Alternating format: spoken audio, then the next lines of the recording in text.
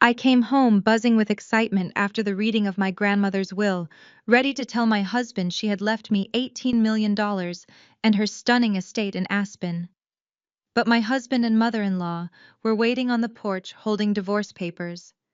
"The house is sold and you are homeless now," my husband sneered. I just smiled. "What is so funny?" he demanded. "Actually," I replied, pulling a document from my bag, "the house you sold belonged to the IRS. I am Diana, 33 years old and a forensic accountant." Before I continue this story, let me know where you are watching from in the comments below. Hit like and subscribe if you have ever had to stand up to toxic in-laws who severely underestimated your worth. The yellow taxi pulled away from the curb, leaving me standing at the end of the long driveway of the suburban Connecticut home I shared with my husband Bradley. I was exhausted from the flight back from Chicago, where I had just buried my beloved grandmother. My physical energy was completely drained, but my mind was racing with a shocking revelation. My grandmother was a brilliantly perceptive woman who always saw right through Bradley's flashy exterior and his empty promises. During the reading of her will, her lawyer revealed that she had left me an irrevocable trust worth $18 million, along with her pristine mountain estate in Aspen. I gripped the handle of my suitcase tightly as I walked up the driveway. I was eager to share the news that our financial worries were permanently over. I expected to find Bradley inside, perhaps making dinner, or at least ready to offer a comforting hug after a grueling week of funeral arrangements. Instead, I found him standing on the front porch with his arms crossed tightly over his chest. Beside him stood his mother, Barbara. She wore her signature pearl necklace and a smug expression that immediately set my teeth on edge. The air on the porch felt heavy and cold. I barely had time to set my suitcase down before Bradley stepped forward with aggressive energy and slammed a thick stack of legal documents against my chest.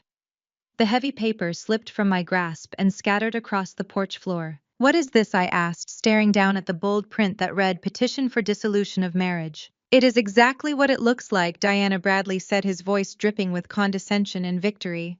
"I am done. And before you try to claim your half of this property in court, you should know I already took care of it. I used that general power of attorney you signed last year to sell the house this morning.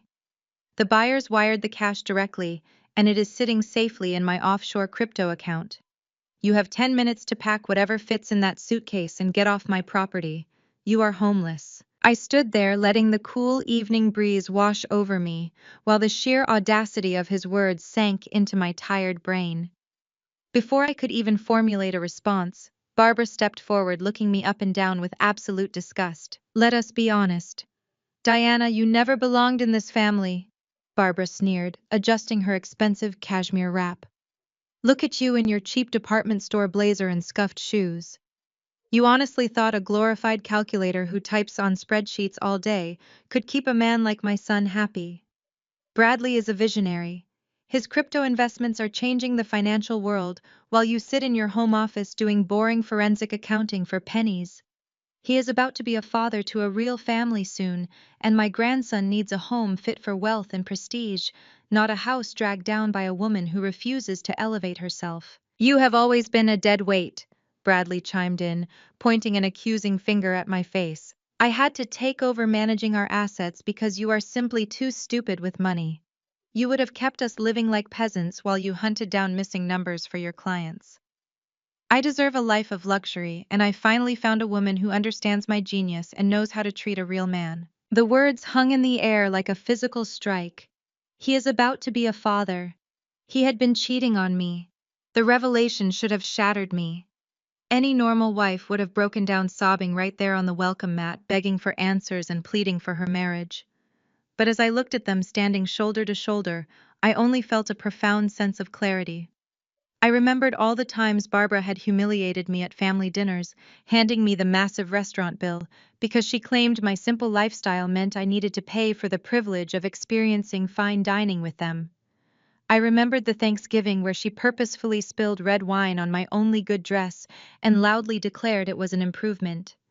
I remembered Bradley belittling my career, calling me a paranoid bean counter whenever I questioned his shady financial moves or asked to see the actual returns on his supposedly brilliant crypto portfolios. They truly believed I was nothing but an uneducated peasant lucky to breathe the same air as them. I looked at Bradley, seeing him clearly for the very first time. His posture was arrogant, his chin jutting out as he waited for my tears. He wanted me to fall apart. He needed the satisfaction of breaking me completely before throwing me out into the street like garbage. He wanted to feel like a god among men while his mother watched with gleeful approval. But I did not cry. I did not scream. I did not fall to my knees and beg for my home or my marriage. Instead, a slow, genuine smile spread across my face. I looked down at the divorce papers fluttering in the wind, and then back up at Bradley's arrogant face. My smile turned into a soft, quiet laugh. Bradley's triumphant smirk faltered immediately. His eyes darted to his mother, then back to me. "What the hell is so funny?" he demanded, taking a heavy step closer. "You just lost your husband and your house. Are you having a mental breakdown?" I reached into my leather tote bag, my fingers brushing past the heavy envelope containing my new $18 million trust documents. But that was not what I pulled out. I retrieved a single sheet of paper with a very distinct federal seal printed at the top. "I am not having a breakdown, Bradley," I said smoothly, unfolding the document with deliberate slowness. "I am just marveling at your absolute stupidity. You see, I tracked the buyer of this house this morning using my boring forensic accounting skills. You thought you sold this property to an anonymous cash buyer through a shell corporation. You thought you were so incredibly clever, forging my signature and hiding the money in your crypto wallet." I took a step forward, closing the distance between us. I pressed the paper flat against his chest, right over his rapidly beating heart. "Actually," I said, keeping my voice perfectly steady and light, "the house you just sold belonged to the IRS." Bradley snatched his hand back, as if the piece of paper I pressed against his chest was burning hot. He looked down at the federal seal, his eyes scanning the bold black text, but his arrogant smirk quickly returned. He crumpled the document in his fist and threw it onto the porch floor next to my scattered divorce papers. He reached into his tailored suit jacket and pulled out a thick, glossy packet, waving it inches from my face. "Are you out of your mind, Diana?" he spat, his voice rising in pitch. "I have the legally binding sales contract right here, signed, notarized, and filed with the county clerk this very morning. The buyer wired the funds directly to me. You think a fake piece of paper printed from the internet is going to scare me? You have always been completely delusional about how real wealth operates." Barbara let out a sharp, mocking laugh from her spot near the door. She crossed her arms, her diamond bracelets clinking together. "I always told you she lived in a fantasy world, Bradley. She spends all day tracking missing receipts for failing businesses and thinks she understands high finance.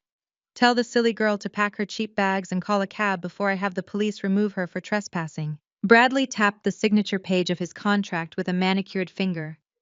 "Look right here, Diana. There is your signature. I used the power of attorney you gave me last year. I had to do it. You forced my hand because you are simply too stupid with money. You have zero financial literacy." He stepped closer, his cologne suffocating in the evening air. "Do you remember when we first got married, and you wanted to put your salary into a joint savings account? What a joke. I had to put you on an allowance just to keep us from going bankrupt. I took over the finances because you would have wasted your paychecks on groceries and utility bills while the crypto market was exploding. I turned your pathetic little salary into a massive portfolio. I had to forge your name today because if I asked you, you would have panicked like a typical ignorant housewife. I am the man of this house. I manage the assets. You just drain them." His gaslighting was a familiar song. For years he had convinced me that I was financially incompetent. He had taken my paychecks, deposited them into accounts I could not access, and handed me a prepaid debit card with a strict weekly limit. He told me it was for our future, for the massive empire he was building. He told me I was too emotional to handle the stress of real investing. I had spent countless nights crying in the bathroom, wondering why I was so incapable of understanding my own household budget, while at the same time unraveling multi-million-dollar corporate frauds for my clients. But standing on the porch now, looking at the man who had stolen my money, my home, and my dignity, I felt no tears. I only felt a cold, calculated precision. You forged my signature, I said, making sure to articulate every single syllable.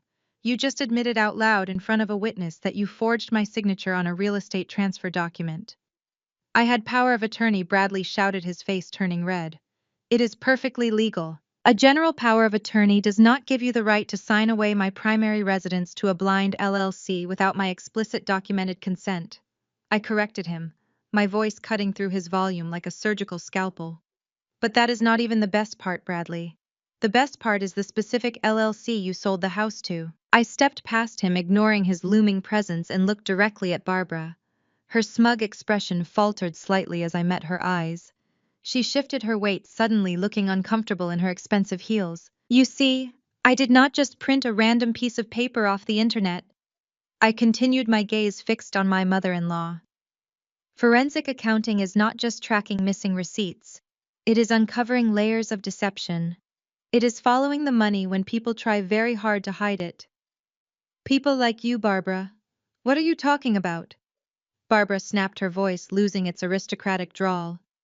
Bradley, make her leave. She is talking nonsense. I am talking about the offshore shell company you set up 3 years ago, I said, watching the blood drain completely from Barbara's face. The one you named after your childhood pet. You quietly transferred the deed of this very house into that shell company to avoid paying property taxes and to hide your assets from the charity board you have been embezzling from. You thought you were a mastermind, but you made a critical error. The IRS caught on 6 months ago.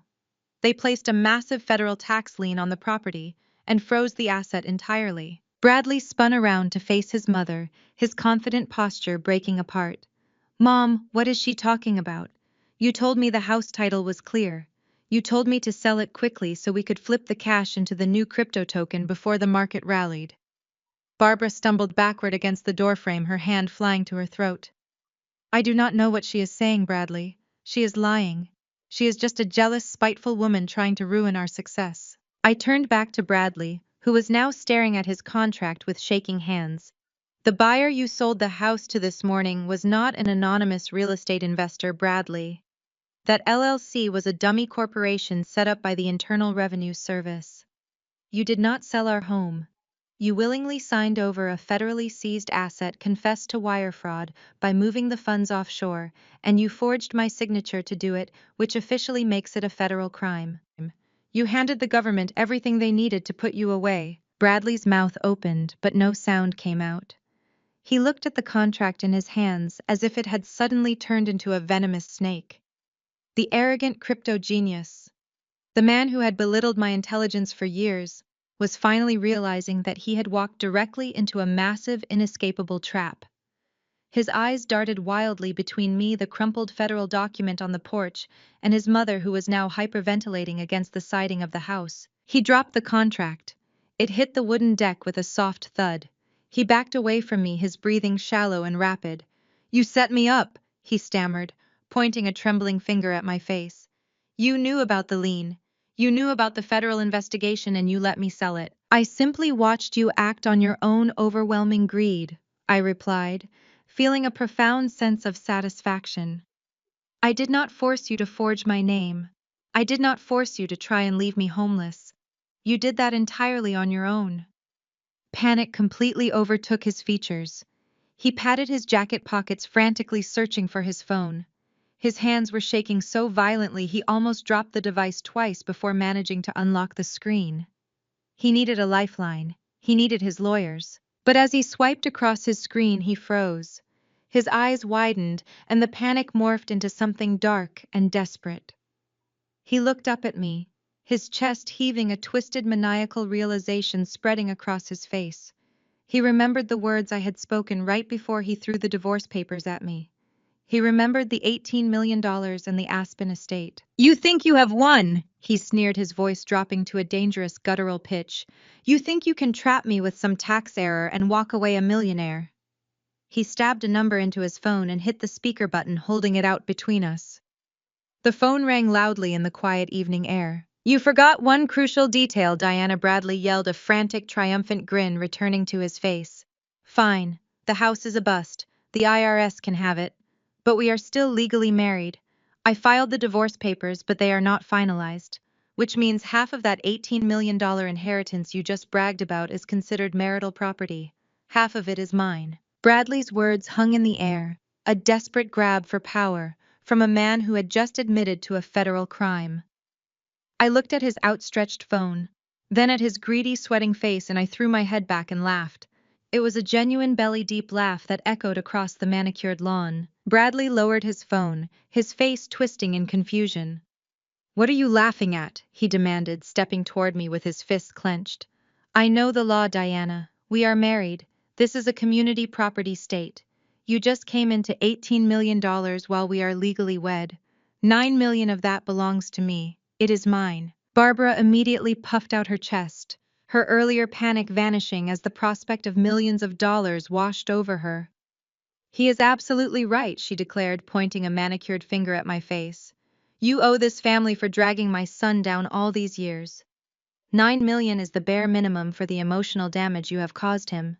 We will freeze your assets before the sun goes down." I shook my head slowly, marveling at their shared delusion. "You two really should read a book that does not have the word crypto in the title," I said, my voice dripping with pity. "Let me give you a free lesson in United States trust law, Bradley. Pay attention, because your lawyer is going to charge you $500 an hour to tell you the exact same thing." Bradley crossed his arms, trying to look imposing, but his right eye was twitching uncontrollably. "Go ahead," he scoffed. "Try to talk your way out of marital assets. I watch finance podcasts every single day. You cannot hide cash from a spouse. Inheritances are generally considered separate property," I explained, enunciating every word, so even his thick skull could absorb the impact. "But my grandmother did not just leave me a lump sum of cash in a basic checking account for you to drain like you did our joint savings. She set up an irrevocable trust. Do you know what irrevocable means, Bradley? It means the trust cannot be altered, amended, or touched by anyone other than the designated trustee. And certainly not by a soon-to-be ex-husband who just served me with divorce papers on my front porch." Bradley's smirk wavered. His arms dropped to his sides. "I will sue the estate," he spat, taking a step closer. "I will take you to probate court. I will hire the most aggressive litigators in the state and tie that money up in litigation for the next decade. You will not see a single dime until you agree to settle with me." "You cannot," I replied, taking a step forward and backing him against the porch railing. Because my brilliantly paranoid grandmother included a spendthrift clause. It is a highly specific legal provision designed exactly for situations like this. It protects the beneficiary from creditors, and more importantly, from greedy, opportunistic spouses. The trust explicitly dictates that the assets cannot be assigned, garnished, or attached by any legal process whatsoever. Your name is nowhere near it. Your aggressive litigators cannot touch it. Your creditors, the ones currently hunting you down for your failed offshore investments, cannot touch it. That $18 million in the Aspen estate are sealed in a legal titanium vault, and you do not have the combination." The color drained completely from Bradley's face. He opened his mouth to argue, to throw out some other piece of legal jargon he probably heard on his internet shows, but nothing came out. The realization that he was walking away with absolutely nothing was finally sinking into his brain. He had thrown away his marriage, sold a federally seized house, confessed to wire fraud, and lost his only financial lifeline, all in the same morning. I was financially ruined and entirely legally exposed. Barbara let out a high-pitched shriek of absolute fury. She lunged forward, her hands curled into claws, before she stopped herself just inches from my face. "That crazy old bat," she screamed, her carefully constructed high society persona completely shattering into pieces. "Your grandmother was a vicious, spiteful woman. She always hated my son. From the very day of your rehearsal dinner, she looked at Bradley like he was dirt on her shoe. She deliberately set this up to ruin him out of pure jealousy." I stood my ground, not flinching away from her rage. "My grandmother was the smartest woman I ever knew," I said, my voice dangerously low and steady. "She saw right through your fake designer bags and your leased luxury cars. She knew Bradley was a lazy, entitled leech the moment he complained that her wedding gift to us was a savings bond instead of a cash envelope. She told me on my wedding day that I would eventually outgrow him and his pathetic illusions of grandeur. She locked down that trust because she knew the second you two ran out of money to steal from other people, you would come for mine." "How dare you speak to my mother that way?" Bradley yelled, trying to regain some semblance of control over the situation. We gave you everything. We elevated your status in this town. You were nobody before you married a wealthy man. You used my excellent credit score to finance your ridiculous crypto mining rigs. Bradley, I fired back, not breaking eye contact. You took my annual corporate bonuses to pay off your mother's country club dues because she was about to be expelled for non-payment. You elevated nothing. You just bled me dry until you thought the well was empty. But you miscalculated terribly. You threw me away right before the real payday arrived. Barbara was hyperventilating again, her hands pulling at her pearl necklace as if it were actively choking her. We will fight this, she gasped, her eyes wild with desperation. I know judges in this county. I know powerful people on the board of directors. We will find a loophole. No piece of paper is bulletproof, Diana. There is always a way in for people with the right connections. As if on cue, the low, powerful hum of a luxury engine filled the quiet suburban street. A sleek, midnight black Mercedes-Benz turned sharply into the driveway, its tires crunching aggressively against the gravel. The car came to a smooth stop right behind Bradley's leased sports car, blocking him in completely. The tinted driver's side window rolled down and the engine was killed. The heavy car door swung open. A pair of sharp red stiletto heels stepped onto the pavement, followed by an impeccably tailored slate-gray business suit. Jasmine stepped out into the evening light. She was my sister-in-law, married to Bradley's younger brother, Kevin. As a brilliant, fierce African-American corporate attorney, Jasmine commanded respect in every single room she entered. She adjusted her designer glasses, pulled a thick leather briefcase from the passenger seat, and slammed the car door shut with a resounding thud that echoed across the lawn. Barbara's panicked eyes locked onto Jasmine, and a sudden desperate gleam of hope flashed across her wrinkled face. Her breathing hitched, and she immediately went back into her demanding authoritative mode, completely forgetting how she usually treated her daughter-in-law. Jasmine, Barbara barked, her voice echoing loudly down the driveway. Thank God you are here. You are a lawyer. I need you to do your job for this family right now. Diana is trying to hide $18 million from your brother-in-law using some nonsense irrevocable trust. I need you to find a loophole and break her trust fund immediately. Do not just stand there. Get to work. Jasmine slowly turned her head toward her mother-in-law. The evening sun caught the edge of her gold-framed glasses as she offered a smile that contained zero actual warmth. She adjusted the grip on her Italian leather briefcase and walked forward. The sharp click of her heels on the driveway pavement echoed like a ticking clock. Barbara stepped directly into Jasmine's path, expecting absolute obedience from the woman she had spent years treating as a second-class citizen. Jasmine did not even break her stride. She smoothly sidestepped the older woman, brushing past Barbara's expensive cashmere wrap as if she were walking past a coat rack. Barbara gasped in sheer indignation. Did you hear me, Jasmine? Barbara shrieked, spinning around to face her daughter-in-law. I gave you an order. You are a lawyer. You are married to my son, Kevin, which means you owe this family your loyalty. Find a loophole to break Diana's trust fund right now before she steals Bradley's rightful share. Jasmine completely ignored the frantic demands. She walked straight over to where I was standing on the porch. She stopped right beside me, turning to face Bradley and Barbara. We stood shoulder to shoulder, a united front against the two people who had made our lives miserable for years. Jasmine placed her briefcase on the small patio table, unlatched the brass locks, and pulled out a thick stack of legal documents bound with a blue heavy-duty clip. Good evening, Diana, Jasmine said, her voice carrying the crisp, authoritative tone of a senior corporate attorney preparing to dismantle a hostile witness. I apologize for the slight delay. Traffic coming from the courthouse was dreadful.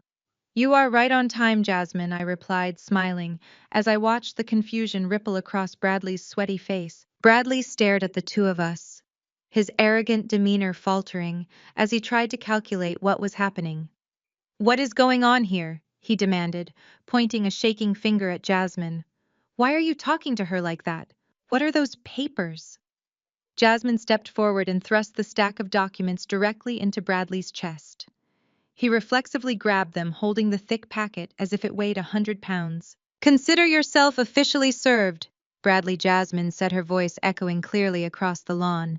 I am standing here today acting as Diana's primary legal counsel. Those papers contain a formal court summons, an emergency injunction freezing all of your personal bank accounts, and a civil lawsuit filing for immense financial abuse and fraud. Bradley's jaw dropped. He looked down at the legal seals on the documents and then back up at Jasmine. "You are her lawyer," he sputtered, his voice cracking with panic. "You cannot do that. It is a conflict of interest. I will report you to the State Bar Association. I will have your license revoked by morning.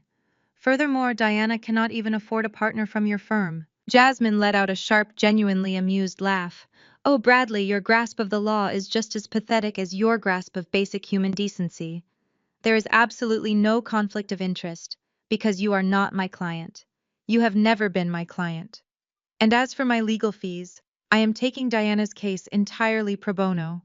I would not miss the opportunity to legally destroy you for anything in the world." Barbara pushed her way up the porch steps, her face red with absolute fury. She pointed a trembling manicured finger inches from Jasmine's face. "You ungrateful little diversity quota," Barbara hissed, abandoning any pretense of polite society manners. "We welcomed you into this prestigious family. We let you marry Kevin. And this is how you repay us. By turning on your own blood. You are supposed to protect Bradley." Jasmine did not flinch.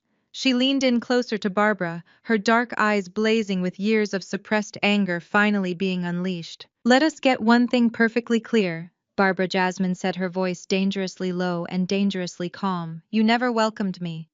I remember my very first Thanksgiving at this house. I remember you purposefully spilling hot gravy on my shoes.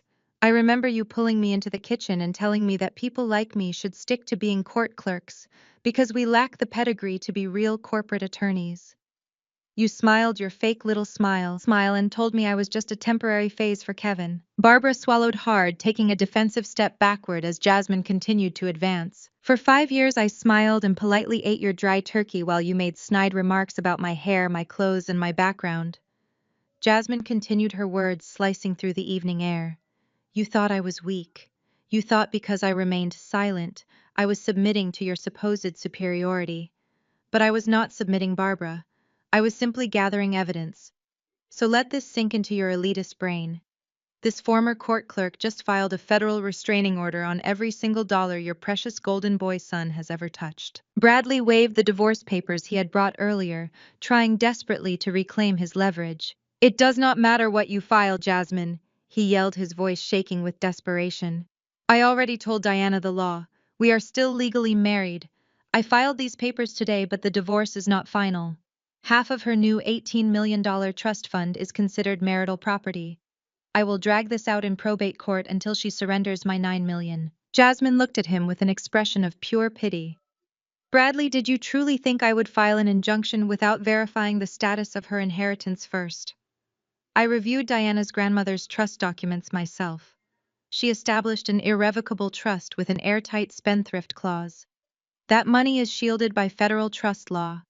It is completely untouchable by creditors, debt collectors, and especially by hostile spouses attempting to claim marital assets. You have absolutely zero legal standing to claim a single penny of her $18 million. You are legally, mathematically, and financially ruined." Bradley stumbled backward, gripping the porch railing, as his entire financial fantasy evaporated into thin air.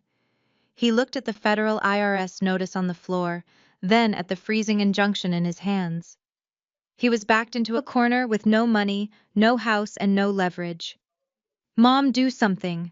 Bradley shrieked, turning to Barbara like a helpless child.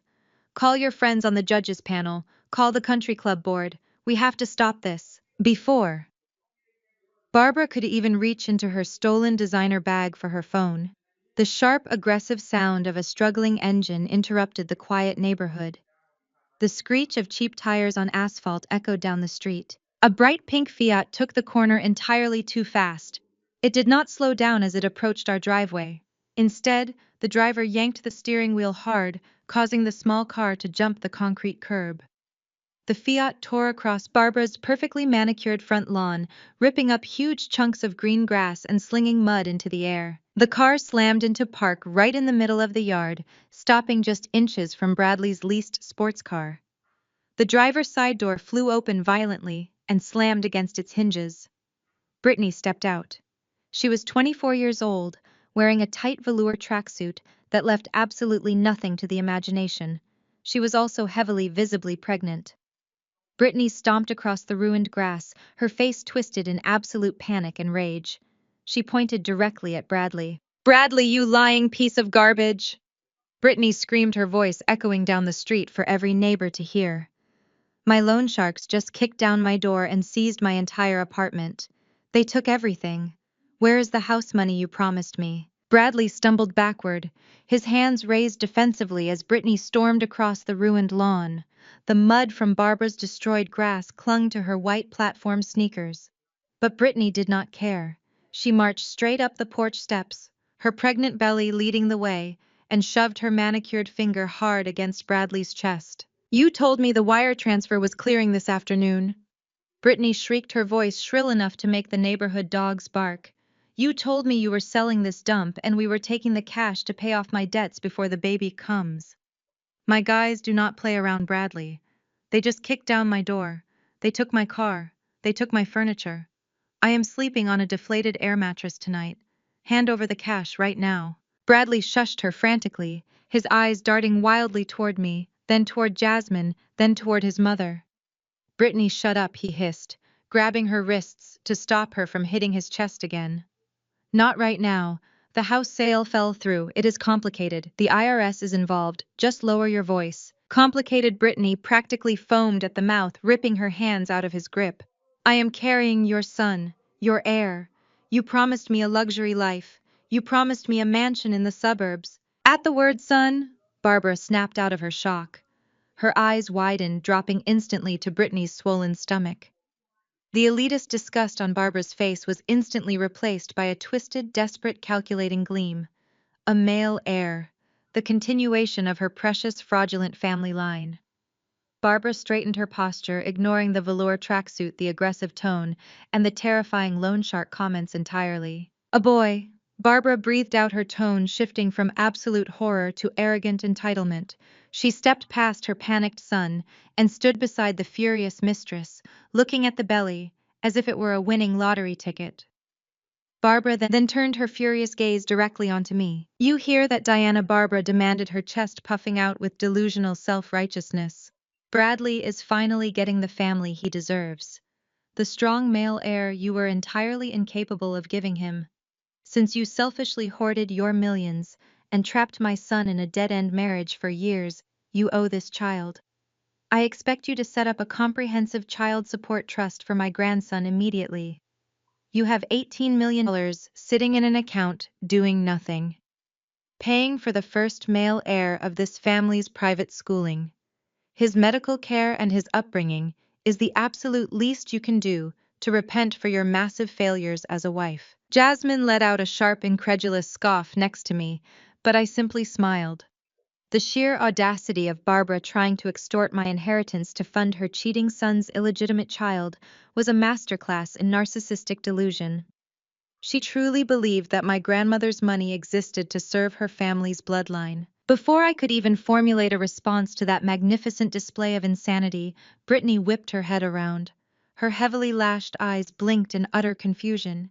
She stared at me, then looked at Barbara, and finally fixed a lethal glare on Bradley. $18 million.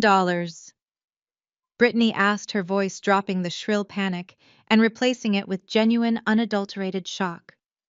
What is she talking about? Why is she talking about divorce settlements and inheritances? Brittany pointed a shaking finger at me, her acrylic nail almost poking my shoulder. "You told me she was dying." The porch went dead silent. Even Barbara stopped breathing, her eyes darting to her son. "What did you just say?" I asked, keeping my tone deceptively light, though a cold rage was building in my chest. Brittany wheeled back on Bradley, smacking his arm hard. "You told me she had a terminal illness, Bradley. You swore to me 6 months ago that your wife was tragically sick, that she only had a few weeks left to live. You cried in my bed. You sobbed about how hard it was to watch her fade away. You said we had to keep our relationship a total secret just until she passed away, because you did not want to break her heart in her final days. You told me as soon as the inevitable happened, we would get married, keep this big house, and live off the massive life insurance policy." Jasmine shook her head in sheer disgust, adjusting her briefcase strap. Bradley had not just cheated, he had fabricated a terminal illness to string along his desperate mistress, while keeping me around just long enough to try and steal my grandmother's assets. He was a complete sociopath. Bradley looked like he was going to vomit. He backed against the front door, trapped between his furious mistress, his demanding mother, his shark of a sister-in-law, and me. "Brittany, baby, please let me explain," Bradley pleaded, sweating profusely, his hands raised in surrender. "I just needed time to get the assets untangled. I was protecting us." "You are sick," I said, my voice cutting through his pathetic whining. "You are truly fundamentally broken, Bradley. But the funniest part of this entire Greek tragedy is that you are not the only one telling sick lies today." I turned around and walked down the wooden porch steps. My leather tote bag hung heavy over my shoulder. I walked right past the mud tracks on the driveway and stopped at the front hood of Bradley's least overpriced sports car. I unzipped my bag, pulled out my silver laptop, and set it flat on the sleek, polished hood. I flipped the screen open. "What are you doing?" Bradley demanded, taking a hesitant step down the stairs, his panic shifting to a new unknown threat. "Get off my car." "As a forensic accountant, I have a very specific set of skills," I announced, tapping my password into the keyboard with rapid, precise keystrokes. "I do not just follow missing bank transfers. I follow all digital paper trails. I track timelines, invoices, and hidden liabilities. When Jasmine and I started preparing this nuclear lawsuit against you, we dug into absolutely everything. Every text message, every bank statement, and every clinic visit. Jasmine legally subpoenaed the billing portal from the boutique maternity clinic where you have been paying out of pocket for Brittany's premium prenatal care." Brittany froze on the porch steps. Her hands instinctively dropped to protect her stomach. "You invaded my medical records," she shrieked, her voice echoing down the street. "Subpoenaed," Jasmine corrected sharply from the porch, crossing her arms. "Perfectly legal when establishing a timeline of marital infidelity, financial dissipation, and the unauthorized use of marital funds." I turned the laptop screen around so it faced the porch. On the bright display was a high-resolution ultrasound image, accompanied by a very detailed, legally obtained billing invoice bearing Brittany's name. "I am not interested in your health history, Brittany," I said, leaning casually against the sports car. "I am only interested in the math. Math is universal. Math is objective. Math does not lie." "Bradley, you told me you met Brittany at a crypto networking event in Miami exactly 5 months ago. The credit card receipts from the hotel bar, your flight records, and your text message history confirm that exact date." I tapped the screen, highlighting a bold, undeniable number at the top of the official medical file. "But according to this official clinic invoice from your appointment last week, Brittany is currently 7 months pregnant." I looked up, meeting Bradley's horrified, uncomprehending gaze, letting the silence stretch for a long, agonizing second. "You have only known her for 5 months, Bradley. Do the math." Bradley stared at the glowing laptop screen. His eyes darted from the digital invoice bearing Brittany's name to the bold black 7 printed next to the gestational age. His head slowly swiveled toward Brittany. The arrogant swagger completely drained from his posture, replaced by a hollow, sickening realization. He looked at her tight velour tracksuit, at the swollen belly she was suddenly trying to shield with her arms, and the math finally clicked inside his head. 5 months. 7 months pregnant. A terrifying, choked sound escaped Bradley's throat. He took a step toward her, his fists clenching so hard his knuckles turned stark white. "You lied to me," he roared, his voice cracking with pure rage. "You told me this was my son. You told me it happened that first weekend in Miami." Brittany took a defensive step backward, her platform sneakers slipping on the mud she had tracked onto the driveway. "So what?" she snapped, completely dropping her panicked victim act. Her tone turned instantly venomous. "You lied to me too, Bradley. You told me you were a multi-millionaire. You told me your wife was in hospice. You promised me an estate and a trust fund. You were nothing but an easy mark, a pathetic mark in a cheap suit who wanted to feel like a big man." "I am not paying for another man's bastard," Bradley screamed, lunging forward. He pointed a shaking finger an inch from her face. "You scheming gold digger. You set me up. You used me to pay off your massive debts. You wanted a free ride." "I wanted the cash you promised me," Brittany shrieked right back, swatting his hand away violently. I do not care whose name is on the birth certificate. My guys do not care either. You forged real estate papers today, Bradley. You owe me my cut. Hand over the money right now, or I swear to God I will give the loan sharks your current address. They will break your legs before the IRS even gets a chance to look at you. The screaming match escalated into a deafening roar. Brittany advanced on him, jabbing her acrylic nails into his chest, demanding cash he no longer possessed. Bradley backed away, shouting expletives, entirely consumed by the realization that his perfect male heir was a complete fiction. Jasmine stood beside me, arms crossed, watching the spectacular implosion of the man who had tormented me for years. Then Barbara decided she had seen enough. Her entire world was collapsing. Her stolen house was seized, her son was exposed as a broke fraud, and the precious grandson she had just claimed seconds ago was a biological impossibility.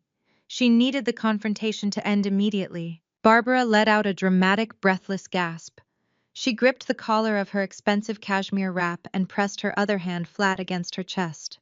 She stumbled sideways against the wooden porch pillar, sliding down it until she was sitting on the top step, panting heavily. My heart, Barbara wailed, her eyes squeezed shut. My chest, I cannot breathe. Bradley, the stress is too much. Call an ambulance. I am having a heart attack. Bradley froze, momentarily distracted from Brittany's physical assault. He turned toward his mother, panic flashing across his face. Mom! He patted his pockets again, searching for the phone he had dropped on the porch. Someone call 911, he yelled. Jasmine did not move a muscle. I simply reached down, closed my laptop, and slid it back into my tote bag. Nobody is calling an ambulance, I said, my voice projecting clearly over Barbara's pathetic, performative groans. Are you crazy? Bradley yelled, kneeling beside her. She is having cardiac arrest. She is having a tantrum, I corrected him, stepping closer to the porch. I looked down at my mother-in-law, who was peeking at me through one half-open eye. I have seen this exact medical emergency before, Barbara. Do you remember our wedding planning 3 years ago? The catering bill arrived and it was $20,000 more than you anticipated. You promised to pay for it, but the moment the invoice was placed in your hands, you grabbed your chest, gasped for air, and claimed your heart was failing. You ruined the entire tasting, demanded to be taken to the emergency room, and miraculously recovered the absolute second Bradley paid the catering bill with our joint savings account. Jasmine let out a sharp laugh. She pulled the same stunt last Thanksgiving when she was asked to explain where the charity gala funds went. Jasmine added, her voice ringing with satisfaction. It is a documented pattern of avoidance. If you call an ambulance, Bradley, the paramedics are going to charge you $3,000 for a joyride, and I assure you, your bank accounts are currently frozen solid. You cannot afford the copay. Barbara's groans abruptly stopped. She opened her eyes, glaring at me with pure, unadulterated venom. She dropped her hand from her chest, the medical emergency vanishing instantly, as she realized her ultimate exit strategy had failed. She sat on the porch step, breathing perfectly fine, utterly humiliated. Brittany was not finished. She stomped up the stairs, completely ignoring Barbara, and grabbed the lapels of Bradley's suit jacket. I do not care about her fake heart attack, Brittany screamed right into his face. I do not care about your frozen accounts. You stole my youth.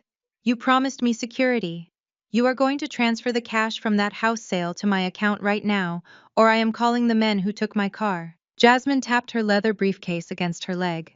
And just as a reminder, Bradley, any attempt to wire funds will be flagged as a direct violation of a federal injunction. It is an immediate felony. Bradley was trapped. He looked at Brittany, whose eyes were wide with desperate, violent intent. He looked at Jasmine, who held the legal power to bury him in a federal penitentiary. He looked at his mother, sitting on the stairs, offering absolutely no help and no money. He was cornered, terrified, and completely out of options. His breathing turned ragged. His eyes darted around the yard, looking for anyone else to take the blame, any possible shield to hide behind. His survival instinct kicked in, raw and ruthless. He violently shoved Brittany away from him and backed up until he hit the front door. He raised a shaking hand, but he did not point it at me, and he did not point it at Brittany. He pointed his finger directly at his mother, sitting on the porch step. Do not look at me, Bradley screamed, his voice cracking hysterically. Do not blame me for this. Mom is the one who stole the money from Dad's charity fund. She took millions. She made me sell this house today to hide the cash before the auditors found out. It was her idea. She is the mastermind. Take her. Barbara stared up at her son from the porch step. The fake heart attack was completely forgotten as pure shock washed over her meticulously lifted face. For a moment, the only sound in the yard was the rhythmic ticking of Bradley's cooling engine and the heavy breathing of his furious mistress. The golden boy, the flawless heir Barbara had worshipped and protected at my expense for years, had just served her on a silver platter to save his own skin. "You ungrateful little rat!" Barbara whispered, her voice trembling with genuine venom. "I paid for your law school. I paid for your cars. I covered up your massive gambling debts. And you dare point the finger at me. You signed the wire transfers, Bradley. Your name is on the offshore accounts. You are going down just as fast as I am." Brittany looked between the two of them with supreme disgust. "You people are absolute monsters," she spat, backing away from Bradley as if he were radioactive. "I am taking the Fiat. I am calling my guys. I am telling them exactly where you sleep." Before Brittany could even turn toward her ruined pink car, a faint sound cut through the tense neighborhood air. A high-pitched wail echoing from a few blocks away. The sound of sirens. Bradley's head snapped toward the street. The sirens were not passing by. They were getting louder. They were multiplying. The distant wail was turning into a chorus of heavy, urgent alarms closing in on our quiet suburban cul-de-sac. "No," Bradley gasped, his eyes wide with a cornered animal panic. "No, this cannot be happening. I need more time." He abandoned his mother on the stairs. He abandoned his pregnant mistress on the lawn. He spun around and lunged toward his leased sports car, digging frantically into his tailored pockets for his keys. He was going to run. He was going to leave everyone behind and try to vanish before the flashing lights reached the driveway. I moved faster. I stepped directly into his path, blocking the driver's side door. I reached into my oversized leather tote bag and hauled out a massive, heavy 300-page binder. I slammed it down flat onto the hood of his sports car with a deafening thud. The sheer weight of the paper made the expensive metal groan. "Move, Diana!" Bradley screamed, his face red and slick with sweat. He tried to shove past me, but I planted my feet firmly on the pavement. "Get out of my way, you stupid glorified calculator. You do not understand what is happening. The police are coming. Move." I did not flinch. I placed my hand flat on top of the massive binder, staring straight into his terrified, desperate eyes. "I understand exactly what is happening, Bradley," I said, my voice echoing with absolute clarity over the approaching sirens. "I understand it perfectly because I orchestrated it. And I highly suggest you do not insult the glorified calculator who just dismantled your entire life." Bradley stared at the thick binder, his breathing ragged. "What is that?" he demanded, his voice cracking. "This is a comprehensive line-by-line forensic audit of your entire financial existence," I replied, tapping the thick plastic cover. "I spent the last 6 months digging through the digital trash you thought you deleted. You thought you were so incredibly smart, Bradley. You thought because you took a few seminars on cryptocurrency and used encrypted messaging apps that you were untraceable. But you are arrogant, and arrogant men always make mistakes." Barbara pushed herself off the porch steps, her face pale as a sheet. "What did you do, Diana?" she demanded, her voice shaking. "I did my job, Barbara," I said, not taking my eyes off Bradley. "My calculator tracked your precious son's illegal wire transfers down to the exact penny. I found the shell companies. I found the fake vendor invoices you used to siphon money out of your father's charity fund. I traced the digital footprint of every single dollar as it moved from the charity account through 3 different decentralized crypto exchanges and straight into your hidden offshore accounts in the Cayman Islands." Bradley's mouth opened and closed, but no sound came out. The blood completely drained from his face, leaving him looking like a ghost in a tailored suit. "You actually thought the IRS would not notice a sudden $3 million discrepancy in a tax-exempt charitable foundation?" I continued, pressing my advantage, refusing to let him breathe. "You thought you could force me to sign this house over to you today, sell it for a massive loss, and use the cash to cover the missing charity funds before the quarterly audit next week. But I was always 3 steps ahead of you, Bradley. I finished my forensic audit 2 weeks ago. Jasmine packaged it into a beautiful airtight legal dossier, and we handed it directly to the federal government. You turned me in." Bradley whispered, his legs giving out slightly as he leaned against the side of his car to keep from collapsing. You turned in your own husband. You are not my husband, Bradley, I said, my voice dripping with ice. You are a thief who thought he could use my inheritance as a get-out-of-jail-free card. You are a liar who faked my terminal illness to string along a mistress. You are a coward who just tried to throw his own mother in prison to save himself. The sirens were deafening now. They were screaming down our street, echoing off the brick houses and shaking the windows. The flashing red and blue lights painted the manicured lawns in harsh strobe-like colors. Bradley spun around, looking frantically toward the street. He grabbed the door handle of his car, yanking it hard, but Jasmine had already clicked the remote lock on his keychain when he dropped it on the porch earlier.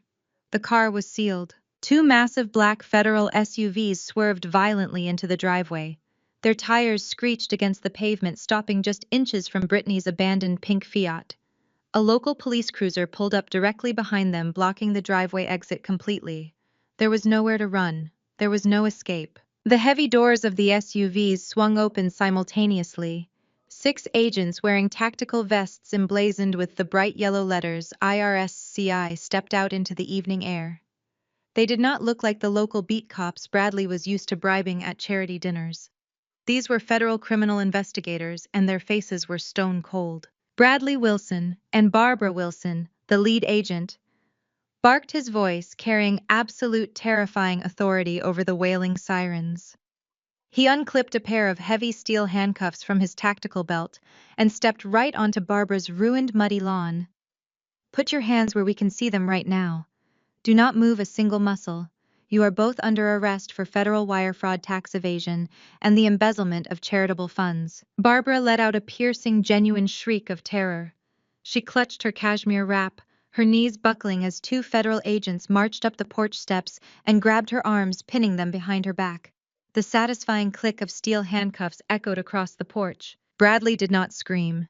He simply slid down the side of his locked sports car until he was sitting on the hard driveway pavement. He stared up at me, his eyes wide, hollow, and completely broken. The arrogant golden boy was gone. The master manipulator was gone. All that was left was a pathetic, ruined man who had finally met his match. I stood tall, zipped my laptop back into my tote bag, and adjusted the strap on my shoulder. I looked down at him one last time, feeling nothing but a profound, overwhelming sense of peace. Checkmate, Bradley, I said quietly. I turned my back on him, walking over to join Jasmine as the federal agents hauled my ex-husband off the ground and dragged him toward the waiting SUVs. The reign of the Wilson family was officially over. The federal agents hauled Bradley off the pavement by his armpits. His custom Italian loafers scraped uselessly against the concrete as they slammed him face down against the side of his leased sports car. The lead IRS criminal investigation agent stepped up right behind him, securing Bradley's wrists in heavy steel handcuffs. Bradley twisted his neck, his slick hair falling into his terrified eyes.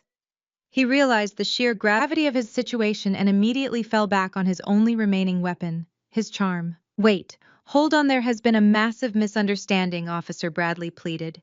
He lowered his voice, adopting a smooth, calm, intensely sympathetic tone. The agent spun him around to face forward.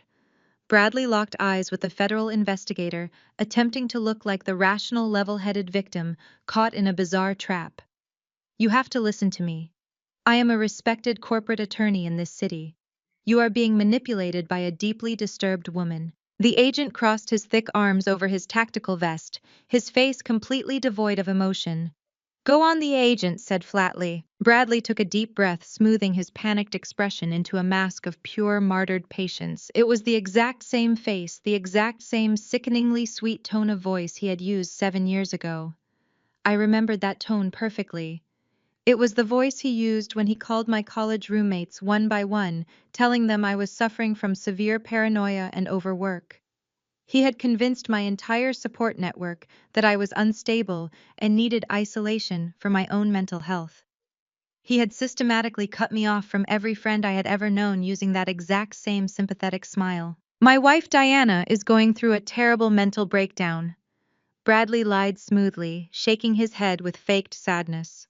She is hysterical and violently jealous. She recently found out I filed for divorce and she completely lost her grip on reality.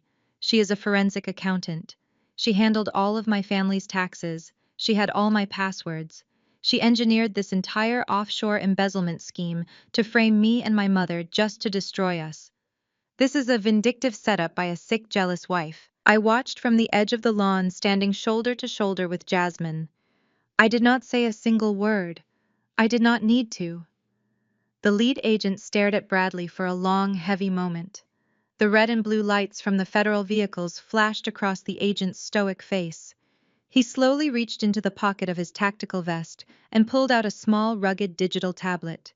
He tapped the glowing screen twice. "That is a fascinating story, Mr. Wilson," the agent replied, his voice dripping with dry, bureaucratic sarcasm. "It truly is. However, it fails to explain the digital biometric stamps attached to the encrypted offshore accounts. Your wife might be an accountant, but unless she physically severed your thumb and used it to authorize 7 different wire transfers to the Cayman Islands on your private smartphone, your story is complete garbage." Bradley's jaw dropped. The charming, sympathetic mask instantly shattered, leaving behind nothing but pure, unadulterated terror.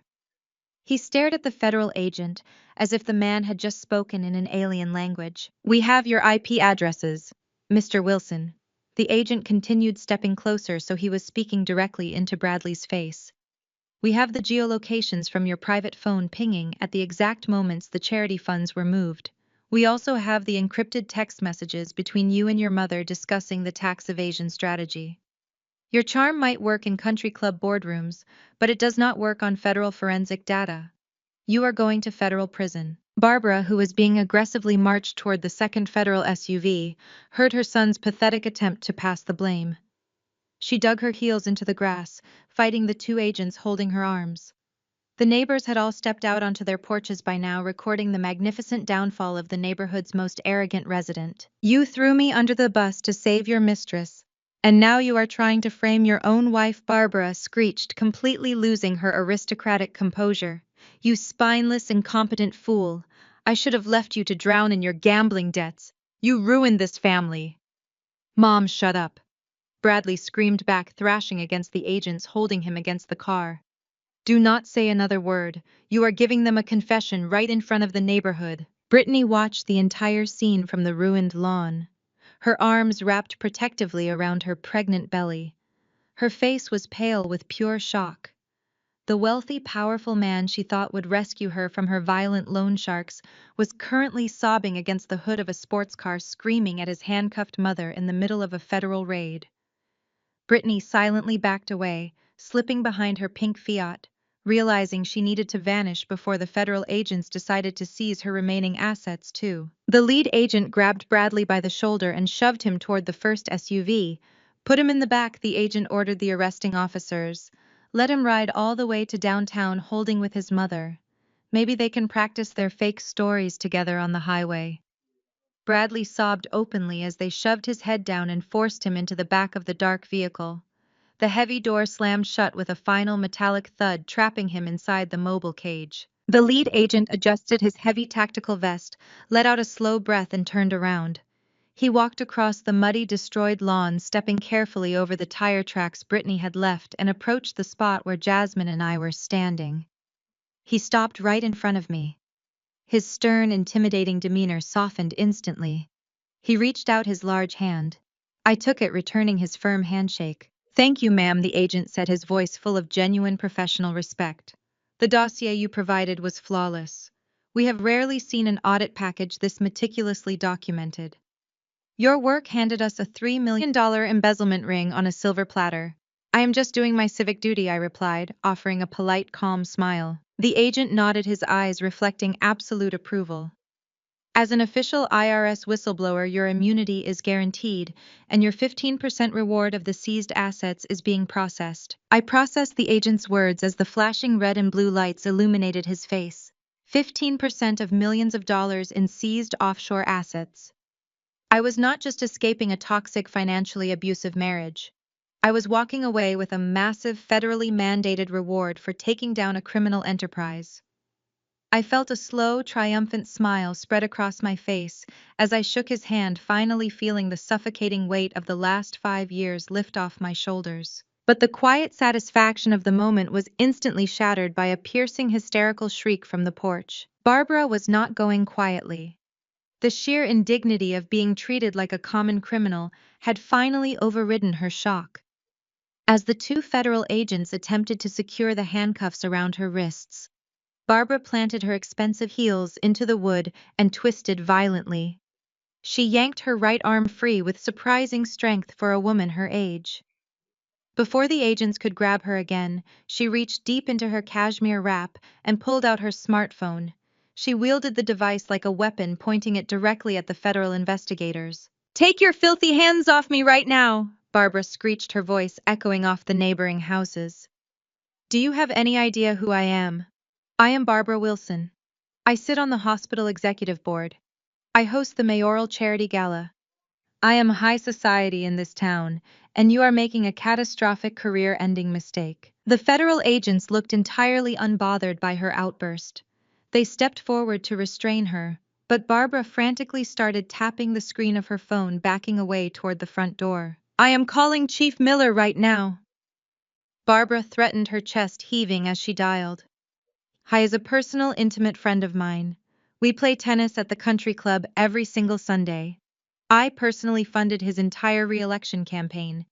When he hears that rogue federal agents are harassing me on my own property, you will all be fired before midnight." Jasmine stepped forward, her heels clicking sharply against the driveway pavement. She looked up at the frantic, cornered older woman with a mixture of absolute pity and surgical triumph. "You do not own anything anymore," Barbara Jasmine said, her voice slicing through the chaotic noise of the yard. "And you certainly do not have any friends left to call." Barbara froze, her finger hovering over the call button. She glared down at Jasmine, her chest rising and falling rapidly. "What are you talking about, you insolent little girl?" Barbara spat, trying to maintain her air of superiority. "My social circle is untouchable." Jasmine let out a dark, melodic laugh that sent a chill through the evening air. "Do you remember that mandatory country club board meeting you skipped this morning so you could come here and harass Diana? They did not miss you, Barbara. In fact, they had plenty of reading material to keep them completely occupied. At exactly 8 o'clock this morning, I personally emailed a digitized, unredacted copy of Diana's entire forensic audit to every single member of the country club board." Barbara's face went slack. The phone trembled in her hand. "But I did not stop there," Jasmine continued, stepping right up to the base of the porch stairs. "I also blind copied the hospital charity committee, the mayoral office, and the managing editor of the local Tribune. They watched the money trail, Barbara. They saw the fake vendor invoices you created from thin air. They saw exactly how you skimmed millions of dollars in donations meant for the new pediatric cancer wing, and funneled those funds straight into your offshore accounts to pay for your luxury European vacations and Bradley's pathetic gambling debts." "No," Barbara whispered, her voice barely audible over the idling engines of the federal SUVs. "No, that is confidential information. You cannot do that. It is called whistleblowing," Jasmine corrected her sharply. "And it is entirely legal. Your entire social circle has known you are a common thief for the last 10 hours. They have seen the bank statements. They have seen the forged signatures. Your country club membership was formally revoked before noon today." Barbara stared at Jasmine in absolute horror. Desperate for any validation, she looked down at her phone screen. She opened her messages, pulling up her elite country club group chat. She typed a frantic single-word message asking for help. A small red exclamation point instantly popped up next to the text. She had been blocked. She checked the charity committee thread. Blocked. Her carefully curated high society world had completely iced her out the second they saw the unassailable math in my audit. "This is a lie," Barbara hyperventilated, shaking her head violently as she backed up against the porch railing. "Chief Miller will fix this. He knows I am a good person. He knows I am a victim of this vindictive, jealous daughter-in-law." She hit the call button on her phone and held it to her ear, her hands shaking so violently she nearly dropped the device. Just as the phone began to ring, the loud, aggressive blast of a police siren shattered the tension in the neighborhood. A brand new state-of-the-art local police cruiser turned the corner and sped down the street, its lights illuminating the dark trees. The cruiser pulled up directly onto the curb, boxing in the federal SUVs and completely barricading the driveway. The heavy door of the cruiser swung open, Chief Miller, dressed in his crisp, dark uniform, stepped out into the flashing lights. He looked around, taking in the chaotic scene on the lawn, his expression completely unreadable. Barbara's face lit up with sheer, unadulterated relief. The delusion returned to her eyes instantly. She dropped her phone onto the wooden porch, shoved her way past the two federal agents, and scrambled down the stairs. She practically ran across the muddy grass, extending her manicured hand toward the approaching police chief. "Chief Miller," Barbara cried out, a hysterical smile stretching across her face. "Thank God you are here. Tell these rogue agents who I am. Tell them this is a massive misunderstanding and order them to take these cuffs off my son immediately. We are innocent." Chief Miller did not speak. He did not smile. He did not even break his long, determined stride. He marched straight across the driveway, walking right past Barbara as if she were entirely invisible. He completely ignored her outstretched, trembling hand, leaving her standing in the mud, like a forgotten ghost. Barbara gasped, spinning around to watch him walk away from her. Chief Miller stopped directly in front of the lead IRS agent. He reached into the breast pocket of his uniform jacket and pulled out a thick folded document bearing the official state seal. He handed the paperwork directly to the federal investigator. "Thank you for securing the perimeter, Chief," Miller announced, his voice projecting clearly across the lawn for Barbara Bradley and every single neighbor to hear. "Here is the secondary state-level arrest warrant for Barbara Wilson. State charges for grand larceny, wire fraud, and the embezzlement of charitable funds have officially been filed." Barbara stood absolutely paralyzed as the heavy parchment of the state warrant changed hands. The sheer impossibility of the moment fractured her perfectly lifted face into a mask of pure horror. Her beloved tennis partner, the man whose political campaigns she had bankrolled with stolen charity money, had just delivered the final nail in her coffin. Chief Miller did not even offer her a parting glance. He simply turned on his polished heel and walked back to his cruiser, leaving her standing in the mud with her wrists pinned behind her back. The federal agents moved in their grips, tightening on her arms. They began walking her toward the second dark SUV. Barbara stumbled, her designer shoes slipping on the wet grass. For the first time in her pampered, insulated life, she had no leverage. She had no favors to call in. Her social circle had blocked her number, her eldest son had tried to frame her, and the police chief had served her arrest warrant on a silver platter. Just as the agent reached for the handle of the SUV door, a pair of headlights swept across the chaotic lawn. A dark gray sedan, practical and remarkably clean, turned sharply onto the cul-de-sac. It bypassed the flashing federal vehicles and parked diagonally across the street, boxing in the last possible exit path. The driver's side door opened. Kevin stepped out into the harsh glare of the police lights. He looked nothing like his older brother. Where Bradley wore tailored Italian suits and slicked back hair, Kevin wore a simple button-down shirt and a weathered canvas jacket. He had the quiet, steady posture of a man who had built his life on actual hard work rather than manipulation. He closed his car door and walked up the driveway, his eyes scanning the scene. He looked at Bradley, currently locked in the back of a federal vehicle, crying silently against the tinted glass. He looked at me, standing tall near the porch. He looked at his wife Jasmine, who offered him a single reassuring nod. Then Kevin looked at his mother. Barbara saw him and immediately shifted her entire demeanor. The vicious, cornered animal vanished. In its place, the ultimate victim appeared. She let out a desperate, theatrical sob, her knees buckling just enough to make the federal agents physically hold her up. "Kevin," Barbara wailed, her voice cracking with manufactured despair. "Oh, my sweet boy, thank God you are here. This is a nightmare, a complete misunderstanding. They are treating your mother like a common criminal. You have to help me." Kevin stopped a few feet away from her. He crossed his arms over his chest, his face completely devoid of the sympathy she desperately expected. "Tell them who I am." "Kevin," she pleaded, straining against the handcuffs. "Tell them I am a pillar of this community." "Kevin, listen to me carefully. You need to call your bank right now. You and Jasmine have savings. I know you do. You need to wire whatever it takes to post my bail. Bradley is useless, but you can fix this. You have to empty your accounts and get me out of here before they process me downtown." The silence that followed her demand was deafening. The only sound was the low hum of the police cruiser engines and the static crackle of a federal agent's radio. Kevin stared at his mother. He did not yell. He did not lose his temper. When he finally spoke, his voice was dangerously quiet, carrying a cold, heavy finality that made Barbara flinch. "Empty my accounts?" Kevin asked, tilting his head slightly. "You want me to empty my savings for you, just like you emptied my college fund 10 years ago?" Barbara froze. The fake tears instantly dried up. The color drained completely from her neck up to her hairline. "What are you talking about?" she stammered, her voice suddenly high and thin. "Your college fund was lost in the stock market crash. We discussed this a decade ago.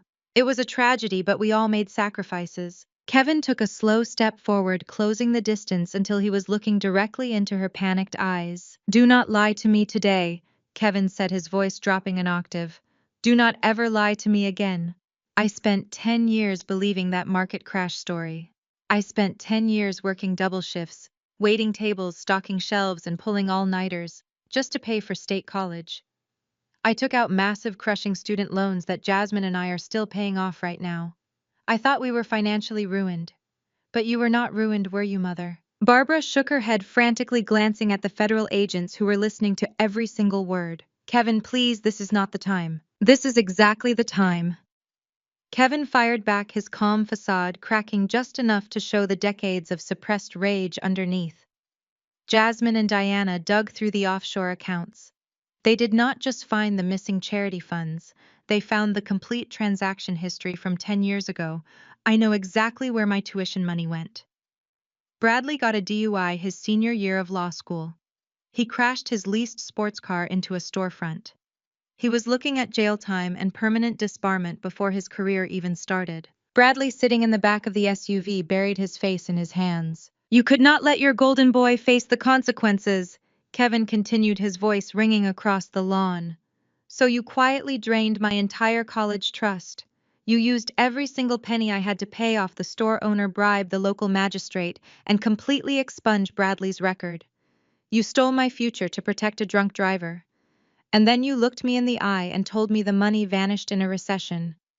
You watched me struggle for a decade while you bought Bradley a brand new car as a graduation present." "I did it for the family," Barbara whispered frantically, her eyes darting around the yard. "I had to protect our reputation. You have to understand, Kevin. You are my son. You owe me your loyalty." "I owe you absolutely nothing," Kevin said smoothly. Unzipped the front pocket of his canvas jacket. Barbara watched him eagerly, a tiny spark of delusion reigniting in her eyes. She actually believed for one fleeting second that her youngest son was reaching for his checkbook. She believed that the lifelong conditioning of family loyalty would force him to rescue her.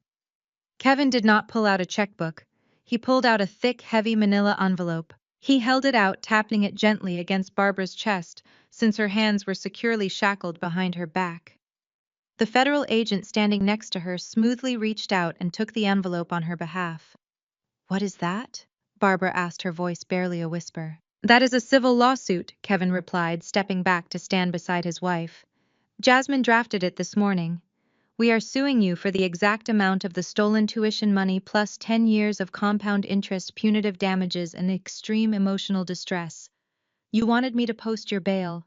Instead, I am placing a lien on whatever remaining assets the federal government does not seize first." Kevin reached out and took Jasmine's hand, his fingers intertwining with hers. He looked at his mother with absolute, devastating indifference. "Have a safe trip downtown, Mother," Kevin said. "I hear the food is terrible." The federal agents practically dragged Barbara toward the second SUV. She did not look back. The heavy doors slammed shut in rapid succession, sealing both mother and son inside their respective federal cages. Kevin watched them go, his expression unreadable before wrapping a protective arm around Jasmine's waist. The engines roared to life, and the convoy pulled away, their red and blue lights fading into the distance. They left the muddy driveway strangely quiet, but the silence did not last long. The harsh glare of aftermarket high beams suddenly cut through the evening shadows. A battered matte black SUV aggressively turned onto the cul-de-sac, its engine rumbling with a deep, menacing growl. It hopped the curb and parked at a sharp angle, completely boxing in Brittany's ruined pink Fiat. Four massive men stepped out into the cool night air. They wore heavy leather jackets and dark boots, their faces partially obscured by the shadows. They did not say a single word, but their synchronized heavy footsteps as they advanced up the driveway exuded an air of absolute terrifying menace. Brittany let out a sharp, genuine gasp. She backed away from her car, her platform sneakers slipping on the damp, ruined grass. She looked frantically toward the street, but the police cruiser had already departed following the IRS agents. She was completely unprotected. She spun around, her panicked eyes locking onto me standing on the porch. "Diana, please!" Brittany begged, her voice trembling as she rushed toward the wooden stairs. She clutched her swollen belly, her face a mask of absolute terror. "I know you hate me. I know what Bradley and I did was unforgivable. But you have to help me. Those men are going to kill me. They are going to hurt the baby." I stood motionless watching her perform. "You have an $18 million trust fund," Brittany cried, tears spilling over her heavy makeup. "$50,000 is absolutely nothing to you. It is pocket change. Please just wire the money to my account right now so I can pay them off and disappear forever. I swear on my life I will never bother you or your family again." Bradley promised them money today and now he is gone. They will not leave without cash. I looked down at her tear-streaked face, feeling absolutely nothing but cold clarity. My mind flashed back to a Tuesday afternoon 3 months ago at the local high-end grocery store. I had been buying specific ingredients for a dinner Bradley had aggressively requested. Brittany had followed me down the aisle and practically slammed her shopping cart into mine. She had leaned in close, smelling of cheap vanilla perfume and expensive espresso. She had looked directly at the prenatal vitamins I had mistakenly left visible in my open purse from my last failed IVF cycle. "Give it up," she had whispered, her voice loud enough for the cashier and two other customers to hear clearly. "You are just a barren, dried-up wife. Bradley needs a real woman to give him a proper heir. He is done playing house with a broken toy. Accept reality and step aside." I remembered the burning humiliation of that moment, the pitying look from the teenage cashier, the crushing weight of my own grief, weaponized against me by a stranger in a checkout line. I remembered rushing to my car and sobbing until I could not breathe. I looked at the woman who had publicly humiliated me, who had tried to steal my home, who had mocked my deepest, most agonizing heartbreak. I did not blink. "I am not giving you a single dime, Brittany," I stated, my voice echoing clearly across the yard. "You made your bed. Now you get to deal with the monsters hiding under it." Brittany dropped the desperate victim act instantly. The tears vanished. Her face contorted into a mask of pure, vicious rage. "You selfish witch," she screamed, pointing a shaking finger at me. "You are going to let them murder a pregnant woman over petty jealousy. You are just as bad as Bradley." I smiled. I reached into my tote bag, pulled out my laptop, and rested it smoothly on the porch railing. I flipped the screen open. The glow illuminated my face as I tapped the keyboard twice, bringing up a highly detailed, comprehensive background report. "I am not letting anyone murder you." "Brittany," I replied, turning the screen so she could see the bright, high-resolution photographs displayed there. "Mostly because those men standing in my driveway are not loan sharks. And they certainly are not part of any dangerous organized crime syndicate." Brittany froze. The color rapidly drained from her face. The four menacing men in the driveway stopped their aggressive advance, exchanging confused, uneasy glances with each other. I looked directly at the tallest, most intimidating man standing near the front bumper of the black SUV. "Good evening, Marcus," I called out cheerfully. "How is the custom auto body shop business going lately? I see you brought your cousins with you tonight. Did you guys finish that transmission repair on 5th Street yet?" Marcus physically jolted, pulling his leather collar up as if trying to hide his face. He looked at Brittany, completely unsure of what to do next. Brittany's mouth dropped open. She tried to speak, but no sound materialized. I turned back to my ex-husband's mistress, projecting my voice so everyone could hear. "My forensic audit did not just cover Bradley's offshore accounts, Brittany. When I noticed a recurring series of $10,000 cash withdrawals from his private checking account. Over the last 6 months, I decided to run a full background check on the recipient. You told Bradley you were in massive debt to violent criminals to extort him for quick cash. But you do not have any actual debt. You have a luxury condo downtown leased under an assumed name. I tapped the screen again, pulling up a joint bank account statement.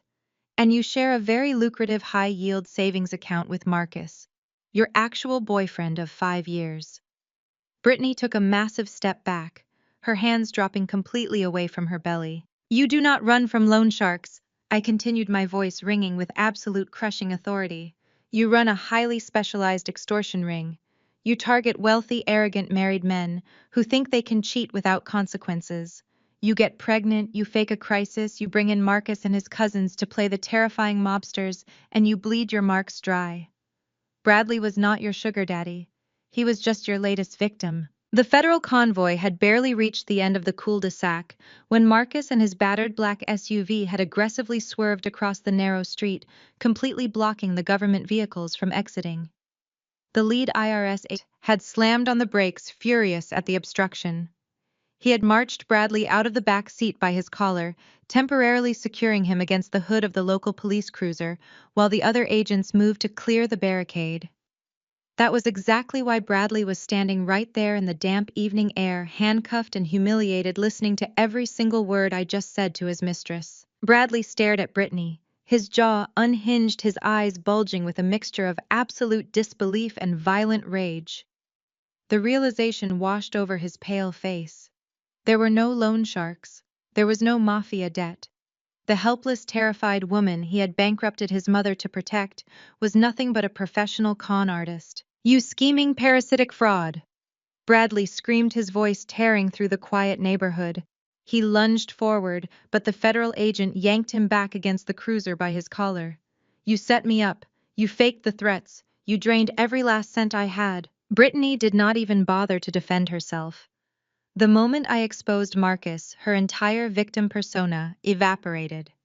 She looked at the federal agents standing just yards away, their hands resting cautiously on their tactical belts. She looked at Marcus, who was already backing away toward his illegally parked SUV, his hands raised in surrender. Brittany turned on her platform sneakers, abandoning her ruined pink Fiat without a second thought, and sprinted toward Marcus's vehicle. They scrambled inside, threw the engine into reverse, and peeled out of the cul-de-sac, tires screeching as they fled the scene of their failed extortion attempt. Bradley watched the taillights disappear, his chest heaving with ragged, panicked breaths. He had lost his money, his freedom, and now his ultimate male fantasy had been exposed as a cheap grift. Cornered and completely out of options, he turned his venom toward the only target left. He glared at me, his face twisting into a mask of pure self-righteous indignation. You did this! Bradley spat, his voice shaking with desperate fury. You orchestrated this entire circus just to destroy me. You tore this family apart, Diana. You sent my mother away in handcuffs. You ruined my career. We stood at an altar and took vows. We promised for better or for worse. You swore to stand by my side, and instead you spent months stabbing me in the back like a vindictive, hysterical sociopath. I stood perfectly still on the porch, looking down at the man I had once loved. The sheer audacity of his guilt trip was almost impressive. Do not dare weaponize our marriage vows against me, Bradley, I said, my voice cutting through the damp air with surgical precision. You forfeited the right to talk about loyalty 5 years ago. Bradley scoffed, shaking his head with exaggerated disbelief. Oh, here we go, the paranoid delusions again. I walked slowly down the wooden porch steps, closing the distance until I was standing just a few feet away from him. The federal agent holding his collar watched me carefully, but did not intervene. Let us talk about our 3rd anniversary, Bradley, I said, keeping my voice low and dangerous. You promised me a romantic dinner at that expensive steakhouse downtown. I sat at a corner table in my favorite dress, checking my watch for 2 straight hours, while the waiter brought me pity water. You finally texted me at 10 o'clock saying you were trapped at the office dealing with an emergency corporate merger. Bradley swallowed hard, his eyes darting away from mine. That was a real emergency. No, it was a real hotel room, I corrected him smoothly. You see, Bradley, you were always sloppy with your digital footprint. You used our joint credit card to book a luxury suite at the Four Seasons exactly 4 blocks away from my restaurant. I drove past the hotel on my way home. I saw you walking through the glass lobby doors with your arm wrapped tightly around your 23-year-old assistant. You were laughing. You kissed her right there in the valet lane. The color completely drained from Bradley's face. The arrogant defiance vanished, replaced by a sickening realization that I had known his true nature for years. I did not scream. I continued, my voice steady and completely devoid of emotion. I did not throw your clothes on the lawn. I went home, opened my laptop, and began accessing your financial records. That was the exact night I stopped being your devoted wife and started becoming your auditor. I spent the next 5 years smiling at you across the breakfast table while quietly documenting every single illegal wire transfer, every embezzled charity fund, and every hidden asset. I built my case brick by brick, while you thought I was just a naive, glorified calculator. Bradley stared at me, his breathing shallow. He was completely outmatched, systematically dismantled by the woman he had underestimated for a decade. But his desperate, grasping ego refused to accept total defeat. He looked at the federal evidence bag sitting on the hood of the police cruiser. He locked his eyes onto a thick manila folder protruding from the top of the pile. "It does not matter," Bradley sneered, a wild, manic smile spreading across his face. "You can send me to prison, Diana, but you get absolutely nothing. I still won. I sold this house today. I signed the contract right there in the living room. The buyer wired the cash directly into a secure, untraceable, decentralized account. The deed is transferred. You are homeless and the money is gone. You lose." I looked at Jasmine. She smiled, reaching into her sleek leather briefcase and pulling out a pristine, notarized document. She stepped forward, holding the paper up so Bradley could read the bold federal seal printed at the top. "Did you genuinely believe I would let you sell my property to a random stranger, Bradley?" I asked, allowing a genuine smile to finally touch my lips. "Did you think a highly motivated buyer showing up with an all-cash offer and demanding a same-day closing was just a stroke of incredible luck?" Bradley's manic smile faltered. His eyes darted between the document in Jasmine's hand and my calm expression. "What did you do?" he whispered. "The LLC that purchased this house does not exist," I said, watching the absolute despair wash over him. "The eager buyer sitting in our living room this afternoon was an undercover federal agent. The entire real estate transaction was a coordinated sting operation. The cash was not wired into an untraceable account, Bradley. It was wired directly into an IRS holding account. You just legally transferred the deed of this house back to the federal government, who will be handing it right back to me as part of my whistleblower compensation." Bradley stood paralyzed against the hood of the police cruiser. The words hung in the damp night air, slowly penetrating the thick layers of his narcissism. The federal agent standing beside him loosened his grip just slightly, anticipating the fight to go completely out of the defeated man. That was a mistake. A violent tremor racked Bradley's body. His breathing became erratic, his chest heaving as the finality of his ruined real estate deal crashed over him. But the delusion of a lifelong con artist dies hard. His eyes widened with a sudden manic glint. He still had his digital safety net. He had spent the last 2 years siphoning millions of dollars into untraceable cryptocurrency wallets, shielding his stolen wealth behind complex blockchains and decentralized servers. He had always bragged that no government entity could ever touch his digital gold. With a sudden violent jerk, Bradley twisted his shoulder away from the federal agent. Before the officer could secure his arm, Bradley plunged his hand into the inner breast pocket of his tailored jacket. He yanked out a sleek secondary smartphone he kept strictly for his offshore accounts. "You think you are so smart, Diana." Bradley hyperventilated, his thumbs flying across the glass screen with desperate speed. "You think you took everything. You forgot about the digital assets. I have $8 million sitting in an encrypted cold storage wallet that not even your precious IRS agents can trace. I am going to transfer every single coin right now, and I am going to watch you rot in this neighborhood while I live like a king on a private beach." He mashed his thumb against the biometric scanner. The screen illuminated his sweat-drenched face in a pale, ghastly glow. He opened the encrypted application. The loading icon spun for 2 agonizing seconds. Bradley's manic grin froze. The screen did not display his massive account balance. Instead, the interface aggressively flashed bright crimson. A stark block-lettered message locked the entire device. Access denied, seized by Federal Bureau of Investigation and United States Treasury. No, Bradley gasped, his voice cracking into a high-pitched squeal. No, that is impossible. It is encrypted. It is decentralized. You cannot seize a private blockchain wallet. He furiously tapped the screen, striking the glass so hard it threatened to shatter. He hit the refresh button over and over, his breaths coming in short, hysterical wheezes. The crimson warning banner remained absolute and unchanging. His digital fortune, his final escape route, his ultimate trump card had been completely evaporated by the federal government. The realization pushed Bradley entirely over the edge of sanity. The last tether holding his mind together snapped with an audible pop. He let out a primal, guttural roar that sounded more animal than human. He threw the useless phone directly at the police cruiser windshield. In the same motion, he dropped his shoulder violently, shoving the momentarily distracted federal agent backward into the side panel of the SUV. Liberated for a fraction of a second, Bradley lunged forward. His eyes were wide and bloodshot, completely fixated on me.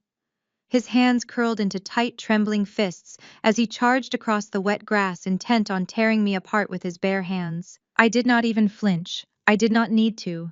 Jasmine moved with terrifying, lethal precision. She did not scream or panic. As Bradley barreled past her, completely blinded by his murderous rage, Jasmine simply stepped into his path. She fluidly hooked her expensive leather boot directly behind his right ankle. Simultaneously, she drove the palm of her hand hard into his left shoulder, using his own aggressive momentum entirely against him. Bradley never even saw it coming. His feet flew out from under him. He went airborne for a split second before crashing face first into the muddy lawn with a sickening thud. The impact drove the breath from his lungs in a sharp, pathetic wheeze. Mud splattered across his tailored Italian suit and coated the side of his face. Jasmine stood casually over him, brushing a microscopic speck of dirt off her immaculate blazer. She looked down at her brother-in-law with a mixture of absolute disgust and surgical amusement. "You have always been so utterly predictable," Bradley. Jasmine drawled, her voice dripping with venomous mockery. "Every single time you lose, you throw a violent tantrum. Do you remember when Kevin beat you at that racing video game on Thanksgiving, and you hurled the controller straight through your father's new flat-screen television? Do you remember when you missed a simple putt at the country club tournament and smashed your custom driver against a golf cart until the shaft snapped? You have the emotional regulation of a spoiled toddler. But this is not a game you can reset, Bradley. You cannot just buy a new television to fix this." Two federal agents immediately descended on the fallen man. They drove their knees heavily into his back, pinning him firmly against the wet earth. Bradley thrashed and spat mud, his voice reduced to a pathetic sobbing whine as they aggressively wrenched his arms behind his back and secured heavy steel handcuffs around his wrists. The loud metallic click echoed through the quiet neighborhood, finalizing his physical captivity. I walked slowly across the grass, stopping just inches from his head. I looked down at the man who had tormented me, betrayed me, and tried to leave me with nothing. His cheek was pressed into the dirt. He looked up at me, his eyes leaking tears of absolute defeat. "My money," Bradley whimpered, his voice muffled by the mud. "That was my money. You had no right." "It was never your money, Bradley," I said, my voice cold and completely devoid of pity. "And the federal government did not just seize your cryptocurrency to hold it in a vault. They already redistributed it." Bradley stopped thrashing. He stared up at me, his chest heaving against the pressure of the agent's knee. "Redistributed it," he choked out. I smiled, feeling a profound, radiant warmth spread through my chest. "Jasmine and I did not just hand over the account numbers. We handed over the comprehensive list of your victims. We tracked every single deposit that went into that cold storage wallet. We proved exactly where that $8 million originated. It came from those fake high-pressure real estate investment seminars you hosted across the state. The ones where you specifically targeted vulnerable elderly couples." Bradley squeezed his eyes shut, shaking his head against the grass. "You preyed on grandmothers and grandfathers," I continued, my voice rising so the entire street could hear. "You sold them worthless timeshares and phantom commercial properties. You drained their retirement accounts, stole their pensions, and funneled their life savings into your little digital vault. While the United States Treasury works remarkably fast when presented with an airtight forensic audit. Every single coin in that wallet was legally seized, liquidated, and earmarked for total restitution. I leaned down, bringing my face closer to his muddy ear. By tomorrow morning, hundreds of elderly victims will be receiving federal checks restoring their stolen retirements, I whispered. You are not just going to federal prison, Bradley. You are going to prison utterly and completely penniless. You do not have a house. You do not have a car. You do not have a wife. You do not even have a single digital coin to your name. You are a broke, pathetic fraud, and the whole world finally knows it. Bradley's face went completely slack against the wet grass. The furious fight drained out of his body in a single shuddering breath, leaving nothing but a hollow, trembling shell of a man. He did not yell. He did not struggle. He simply lay there in the mud, staring blankly at my shoes as the federal agents hauled him roughly to his feet. He looked like a deflated balloon. His custom Italian suit ruined his bottomless arrogance, completely eradicated by the sheer mathematical reality of his absolute ruin. Before the agents could march him toward the waiting federal vehicles, the aggressive screech of heavy tires shattered the quiet night. A massive white van, emblazoned with the bright red logo of Channel 7 Action News, jumped the curb at the end of the street. Its towering satellite dish was already fully extended, humming with electrical power. I glanced over my shoulder and caught Jasmine slipping her smartphone back into her tailored blazer pocket. She offered me a slow, razor-sharp smile. Whistleblowers should always ensure maximum transparency, she whispered, her eyes dancing with surgical amusement. I thought the 6 o'clock broadcast could use a little exclusive breaking news. The side doors of the news van slid open violently before the vehicle even came to a complete stop. A highly coordinated swarm of reporters, producers, and heavily armed cameramen spilled out onto the asphalt like a pack of starving wolves catching the scent of fresh blood. Harsh, blinding camera lights ignited instantly, transforming the dark, muddy cul-de-sac into a brilliantly illuminated theatrical stage. They surged up the driveway, completely ignoring the flashing police lights and the imposing federal agents. Microphones were thrust forward like weapons. The lead reporter, a sharp-featured woman renowned across the state for tearing apart corrupt politicians, marched straight toward the open door of the federal SUV where Barbara was currently being processed. Barbara Wilson, the reporter shouted, her voice cutting through the chaotic din of idling engines and police radios. Channel 7 News. Are you aware that a federal warrant has been issued for your arrest regarding the embezzlement of pediatric cancer charity funds? Can you confirm the allegations that you systematically stole millions of donated dollars to fund your luxury lifestyle? Barbara let out a high-pitched shriek of pure, unadulterated terror. The flashing camera lights caught her perfectly in their unforgiving glare. Her expensive cashmere wrap was slipping off her shoulders, and her meticulously styled hair was frizzing uncontrollably in the damp night air. Desperate to shield her lifted, panicked face from the high-definition lenses, broadcasting live to the entire state, Barbara awkwardly twisted her handcuffed wrists. She managed to snatch her massive, customized Himalayan crocodile Birkin bag off the leather seat of the SUV. She hoisted the ridiculously expensive bag up, pressing the exotic textured leather directly against her cheek to block the blinding camera lights. "Get those cameras away from me," Barbara screeched, her voice muffled behind the heavy designer purse. "I have no comment. I am a victim of a vicious coordinated smear campaign. You are violating my privacy. I demand you turn those cameras off this instant." I stepped directly into the glaring spotlight, standing shoulder to shoulder with the lead reporter.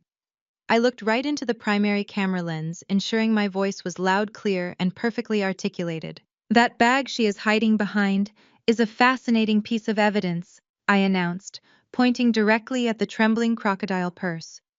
"That is a custom Hermes Birkin. It retails for exactly $85,000. Barbara Wilson did not buy that bag with her own money.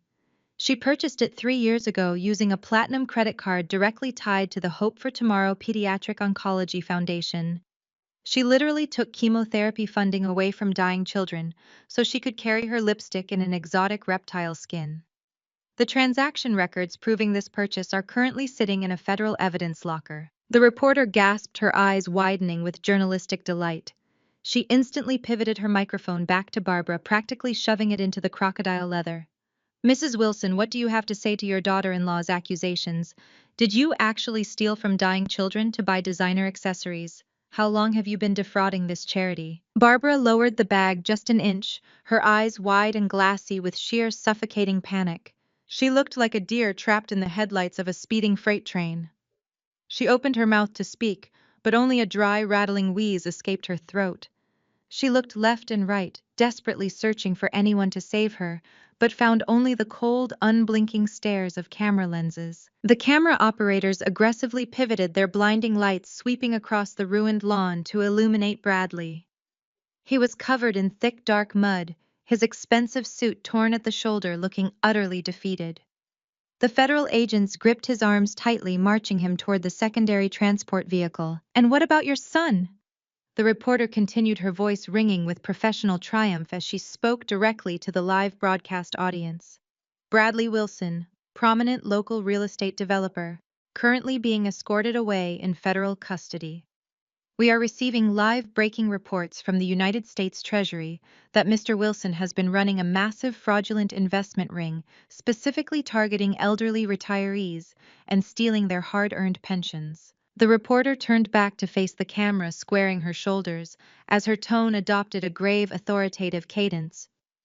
"What you are witnessing here tonight is the complete and total downfall of the Wilson family. Long considered untouchable pillars of high society, they are now being exposed to the entire state as broke, fraudulent criminals who preyed on the most vulnerable members of our community.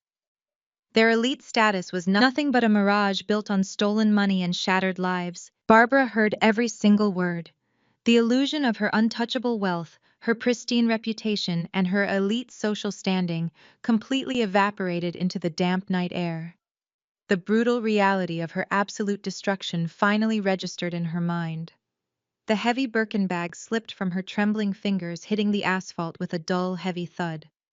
Her eyes rolled back into her head. Her knees buckled violently beneath her. This time there was no theatrical gasp, no dramatic swoon, and no waiting arms to catch her. Barbara Wilson dropped like a stone, collapsing into a dead, unconscious heap on the muddy driveway as the cameras kept rolling. Barbara's spectacular collapse was met with a chaotic symphony of flashing camera bulbs and excited shouting. The news crew did not offer the slightest bit of assistance to the fallen matriarch. The lead reporter simply signaled her primary cameraman to zoom in closer, capturing the supposedly elite, untouchable Barbara Wilson, face down in the mud, directly next to her $85,000 handbag. It was the perfect, undeniable visual metaphor for their entire empire. Cheap, dirty, and utterly disgraced. The federal agents barely glanced at the unconscious woman.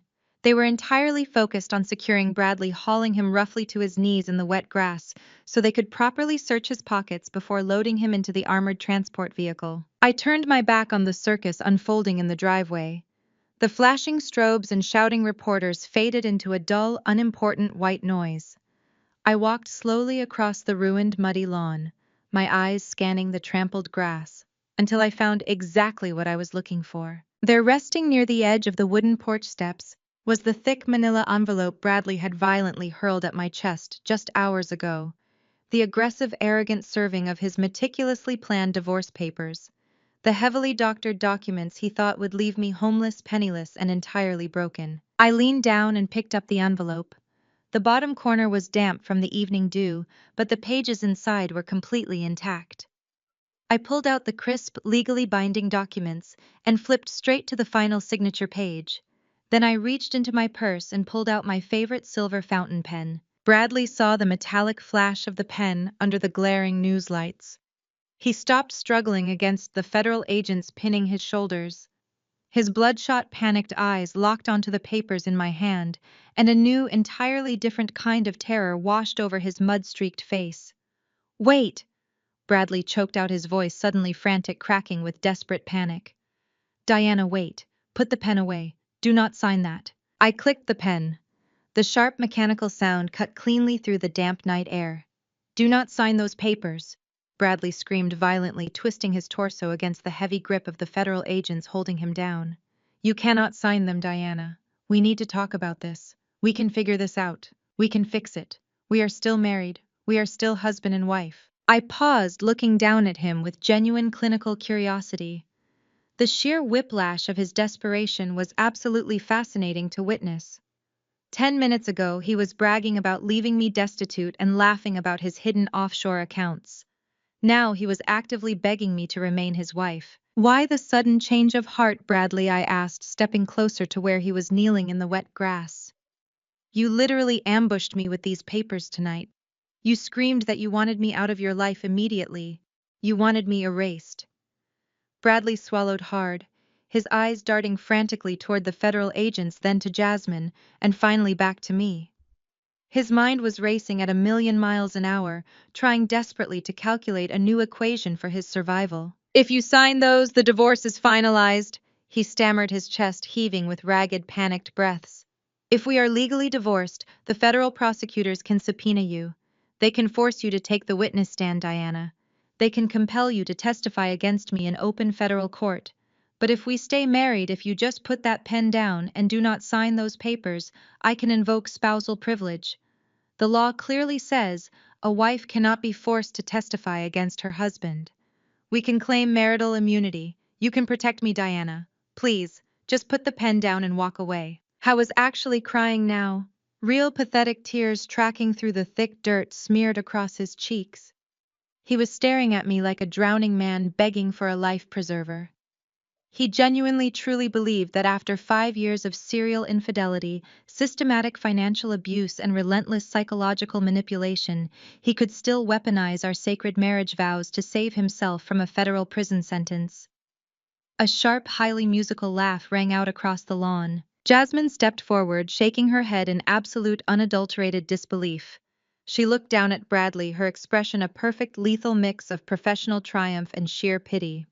You really are the worst, most arrogant con artist in this entire state, Bradley, Jasmine said, her voice carrying easily over the commotion of the reporters in the driveway.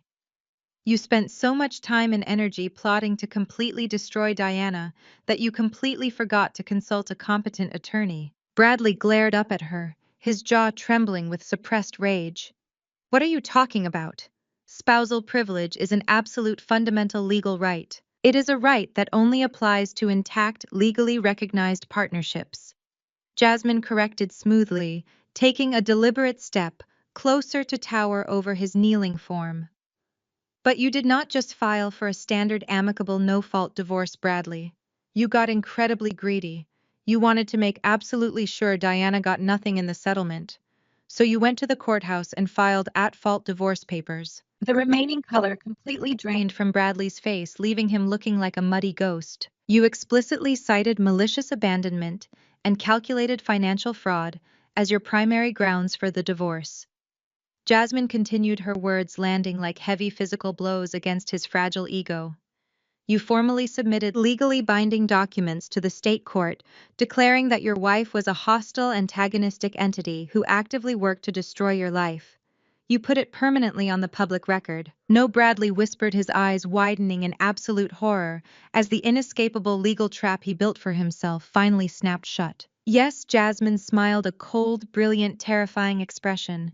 By legally declaring the marriage adversarial and formally accusing her of fraud, you completely severed the marital sanctuary. You explicitly, permanently waived your right to invoke any form of spousal privilege the exact second you filed those malicious papers. The federal prosecutors do not even have to fight your defense team on it. You handed them the loophole on a silver platter. She can testify against you for days, she can hand over every piece of evidence she gathered, and there is absolutely nothing your high-priced lawyers can do to stop it. You played yourself, Bradley. Bradley let out a hollow, agonizing groan. He slumped forward, his chin resting heavily on his chest. His grand master plan had been completely dismantled by his own arrogant greed.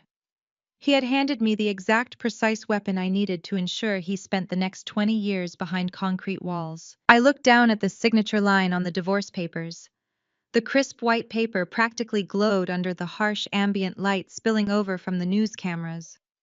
I needed a flat, highly stable surface to properly sign my name and legally end this decade-long nightmare. I stepped right up to Bradley.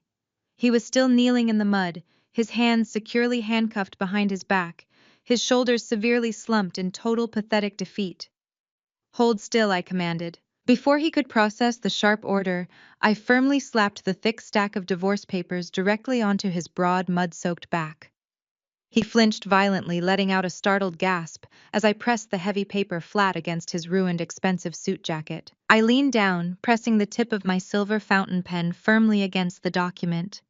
Using the back of my disgraced, handcuffed husband as a makeshift desk, I signed my name with bold, sweeping, unapologetic strokes. The dark ink flowed perfectly, finalizing the absolute end of my marriage and the absolute beginning of my total freedom. I lifted the papers off his back, admiring my flawless signature for a brief, highly satisfying second before folding the documents neatly in half. I clicked my pen shut with a sharp snap and dropped it back into my purse. Thank you for the solid support, Bradley, I said quietly, looking down at his trembling, broken form. It is genuinely the most useful thing you have done for me in 5 years. The sudden sharp slap of the divorce papers against Bradley's muddy back seemed to break the final spell holding the federal agents at bay. For the past 20 minutes, they had allowed the spectacular implosion of the Wilson family to play out primarily because every screaming confession and panicked admission was being recorded on their body cameras, building an insurmountable mountain of evidence. But with the legal documents signed and my personal business concluded, the lead IRS investigator finally signaled his team. It was time to wrap up the operation. Bradley let out a hollow, agonizing groan as the heavy weight of my signature formalized his absolute ruin. He did not try to stand. He did not try to fight. He simply remained kneeling in the wet, ruined grass of his mother's front lawn, staring blankly at the mud caked onto his expensive Italian trousers. All right, show is over, the lead agent announced, his voice projecting clearly over the hum of the idling federal SUVs and the distant chatter of the news crews. Let us get them processed. 2 burly federal agents stepped forward, grabbing Bradley by his upper arms and hauling him roughly to his feet. They spun him around, pressing him firmly against the side of the nearest black SUV. The sharp metallic click of heavy steel handcuffs echoed across the driveway, finalizing his physical captivity.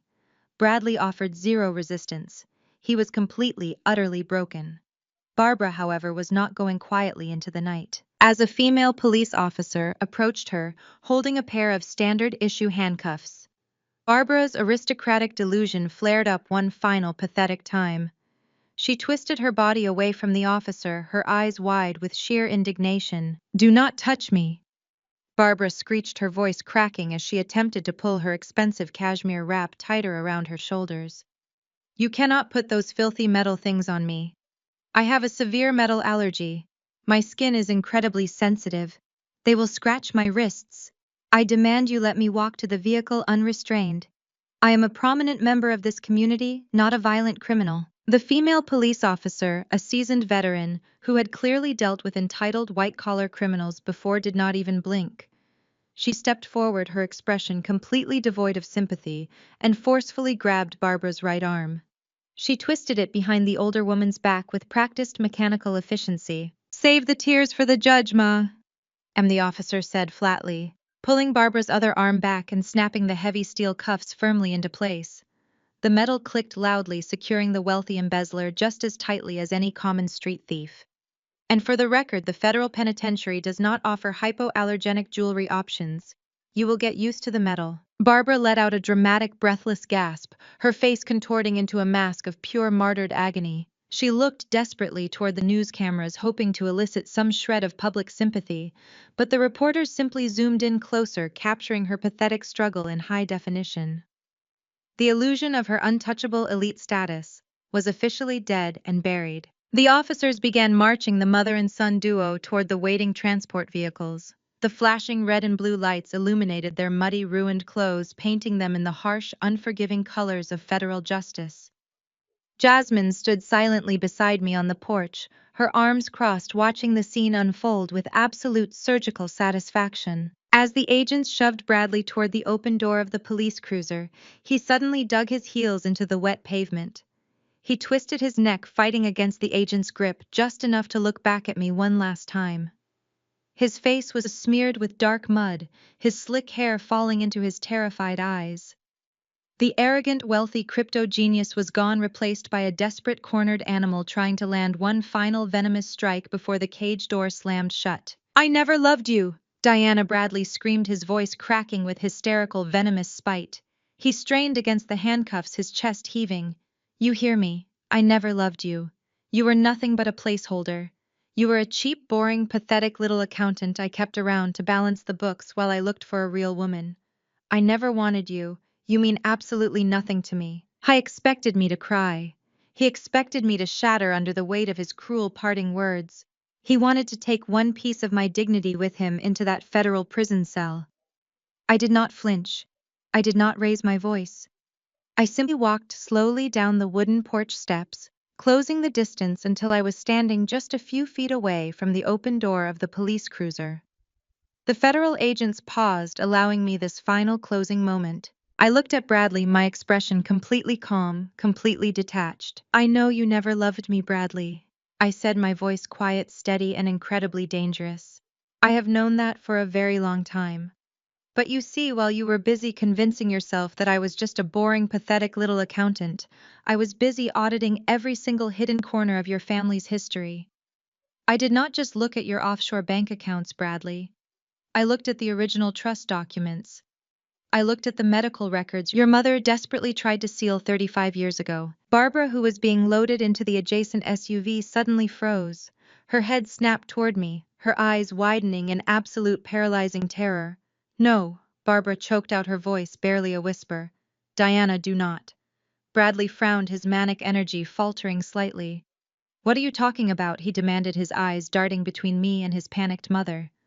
I smiled, feeling the absolute crushing weight of the truth sitting heavily on my tongue. "You always bragged about your pure aristocratic bloodline, Bradley," I continued, ensuring my voice carried clearly over the idling engines. "You always treated Jasmine and Kevin like second-class citizens because you thought you were the true golden heir to your father's massive empire. You thought you were the genetically superior, flawless son." I leaned in closer, my eyes locking onto his. "But my forensic audit uncovered a very interesting payment structure hidden in your mother's personal accounts." I whispered, loud enough for him to hear, but soft enough to make the revelation cut like a surgical blade. "Your mother has been paying $50,000 a year every single year to a man named Carlos Ramirez, a man who worked as the lead pool maintenance technician at your local country club exactly 36 years ago." Bradley's jaw dropped. The color completely drained from his mud-smeared face. He stared at me, his brain desperately trying to reject the mathematical reality of what I was saying. I pulled out my phone, unlocking the screen with a single tap. I held it up, displaying a digitized copy of a highly confidential, legally subpoenaed DNA paternity test. "Your father was sterile, Bradley," I said, delivering the final devastating blow. "He suffered from a severe medical condition that made it biologically impossible for him to conceive a child. Kevin was adopted legally and openly. But you were your mother's desperate, frantic attempt to secure her position in this wealthy family before your father realized she was cheating on him with the pool boy." Bradley stopped breathing. He looked at his mother, who had completely collapsed against the side of the federal SUV, her face buried in her hands, sobbing uncontrollably. The absolute truth was written clearly in her complete, devastating surrender. "You are not the golden heir, Bradley," I concluded, stepping back from the police cruiser. "You do not have a single drop of aristocratic blood in your veins. You are a biological fraud, a financial fraud, and a complete failure." The federal agent shoved Bradley's head down, forcing his limp, unresponsive body into the back of the police cruiser. The heavy door slammed shut with a deafening final thud, sealing the fake golden boy inside his cage. The heavy metal door of the police cruiser vibrated with the aggressive force of the slam. Inside the dark, secure cabin, Bradley pressed his mud-smeared face against the reinforced glass. His eyes were wide, bloodshot, and completely unblinking. He was trapped, but the window had been rolled down just a crack by the arresting officer, ensuring he could hear every single word spoken on the illuminated lawn. The local news reporters, who had been frantically filming the arrests, suddenly went entirely silent. The biological revelation I had just dropped regarding his paternity was so deeply scandalous that even seasoned journalists needed a second to process the sheer magnitude of the aristocratic collapse. Then all at once, a chaotic frenzy of microphones and camera flashes erupted. I turned away from Bradley's cruiser and walked deliberately toward the second federal SUV where Barbara was secured. She was slumped against the leather seat, weeping hysterically, her expensive cashmere wrap covered in driveway mud. I stood outside the open door, making sure the camera microphones could easily pick up my voice over the idling engines. "You built your entire identity on being genetically superior to everyone else. Barbara," I said, my tone clinical and loud. "You tormented Jasmine because of her race. You tormented Kevin because he was adopted. You told anyone who would listen that your bloodline was pure elite and untouchable. But your entire life was a cheap, hypocritical illusion." I pulled the thick manila folder from my leather tote bag and held up a highlighted spreadsheet for the cameras to capture. While tracking the stolen charity funds, I noticed a very specific recurring anomaly in your personal ledger. Every January for the last 35 years, exactly $50,000 was wired from your personal offshore account to a small shell company in Florida. My forensic software traced that corporate entity directly back to Carlos Ramirez. You paid him over $1.7 million in hush money to keep him quiet and to keep him away from Bradley. Barbara squeezed her eyes shut, sobbing so hard she could barely breathe. The local reporters were practically shouting the sordid details into their live broadcasts. The self-proclaimed queen of the local country club, the woman who constantly bragged about her prestigious, flawless lineage, had engaged in a decades-long affair with the pool maintenance technician and paid him off with stolen funds. Her reputation was not just damaged, it was completely, permanently eradicated. Jasmine stepped up beside me, her arms crossed confidently, her tailored suit looking impeccable under the harsh police lights. "And just to ensure our legal case was completely bulletproof," Jasmine announced, her clear voice ringing with professional triumph, "I legally subpoenaed Bradley's recent medical records from the boutique fertility clinic. We ran a routine cross-reference against the National DNA Registry. The genetic markers matched Carlos Ramirez perfectly. There is zero biological connection between Bradley and the man who built the Wilson family empire. He is a complete genetic fraud." Bradley slammed his cuffed hands against the police cruiser window, howling in sheer, unadulterated agony. The muffled sound of his screams leaked through the cracked glass. His entire identity, his fundamental belief that he was inherently better than everyone else, had been mathematically and scientifically destroyed. He was not a wealthy heir. He was the son of a pool boy funded by charity fraud. Kevin had been standing near the edge of the driveway watching the spectacular downfall of the people who had abused him for his entire life. As the truth settled over the chaotic yard, he slowly walked forward. He stopped halfway between the two federal vehicles, looking at his mother with a profound, terrifying emptiness. "You treated me like absolute garbage my entire life," Kevin said, his voice carrying a heavy, quiet power that silenced the murmuring reporters. "You told me I should be grateful you even let me sit at the dining table because I was just a charity case. You stole my college tuition. You forced me into massive student debt just to protect your perfect biological heir." I looked at Kevin and smiled warmly. "But that is where the law becomes incredibly poetic, Kevin," I said, stepping forward. I pulled a final crisp document from my folder. "When your late father passed away, he left behind a secondary, highly protected, legitimate trust. It contained the remaining unseized assets of his original real estate empire. Barbara could never touch it because your father suspected her infidelity right before he died. He quietly updated the terms of that trust with a very specific ironclad fidelity clause." Jasmine took the document from my hand, turning to face her husband. "The clause explicitly disinherits any non-biological children born of marital infidelity," Jasmine explained, handing the paperwork to Kevin. "Your father knew Bradley was not his son. He gathered the evidence years ago, but kept it quiet to avoid a public scandal. However, the trust specifically protects and includes any children legally and formally adopted by him. He filed your adoption papers himself, Kevin. He made sure you were recognized as his true legal son." Kevin stared at the legal document, his eyes scanning the bold text as the magnificent reality of the situation locked into place. He looked up, his breathing shallow with shock. Because Bradley is the product of an illicit affair, he is legally stripped of all inheritance rights, I concluded, making sure I spoke loud enough for Bradley to hear through the window of the cruiser. And since the federal government is currently seizing every single dollar, Barbara stole the only untouched legitimate money left in the entire Wilson estate belongs to the sole legally recognized heir. I smiled at the man who had worked double shifts and suffered through a decade of his mother's emotional abuse. Congratulations, Kevin, I said, my voice echoing across the quiet, captivated neighborhood. You are the sole inheritor of a $40 million real estate trust. Bradley has absolutely nothing. The heavy steel doors of the federal transport vehicles slammed shut in rapid aggressive succession.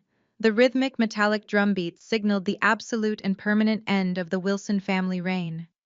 The lead federal agent signaled his team with a sharp wave of his hand, and the imposing convoy of armored SUVs and local police cruisers began to roll backward down the long circular driveway. I watched through the tinted glass of the final departing cruiser as Brittany was violently secured in the back seat. Her pathetic, greedy attempts at extorting me earlier in the evening had earned her a direct ticket to the county jail, alongside the very people she tried to emulate. Her heavily contoured face was now a ruined mess, deeply streaked with running mascara and panicked tears. She sobbed uncontrollably, slamming her handcuffed wrists against the reinforced window. She finally realized that tying her wagon to Bradley's sinking ship had completely obliterated her own future. Bradley and Barbara were in the lead vehicles ahead of her, their arrogant aristocratic delusions officially traded for federal holding cells. The aggressive wail of the police sirens faded into the damp night air, echoing faintly off the surrounding mansions, before disappearing entirely. The blinding chaotic glare of the news camera lights vanished as the Channel 7 van hastily packed up its equipment, its crew rushing to chase the police convoy downtown for the midnight broadcast. The chaotic driveway finally fell dead silent. The sudden absolute quiet was jarring, leaving nothing but the sound of the evening wind rustling through the ancient oak trees lining the upscale street. I took a slow, deep breath of the crisp night air and turned to look at the massive, imposing facade of the Wilson estate.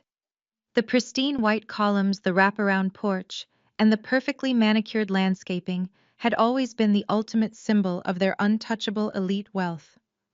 My eyes drifted down to the sprawling front lawn, now violently churned into thick, ugly mud by the heavy boots of federal agents and the aggressive tires of the armored transport vehicles. I stared at the ruined grass, a profound, surprising sense of detachment washing over my shoulders. For 5 grueling years, this sprawling property had been my personal prison.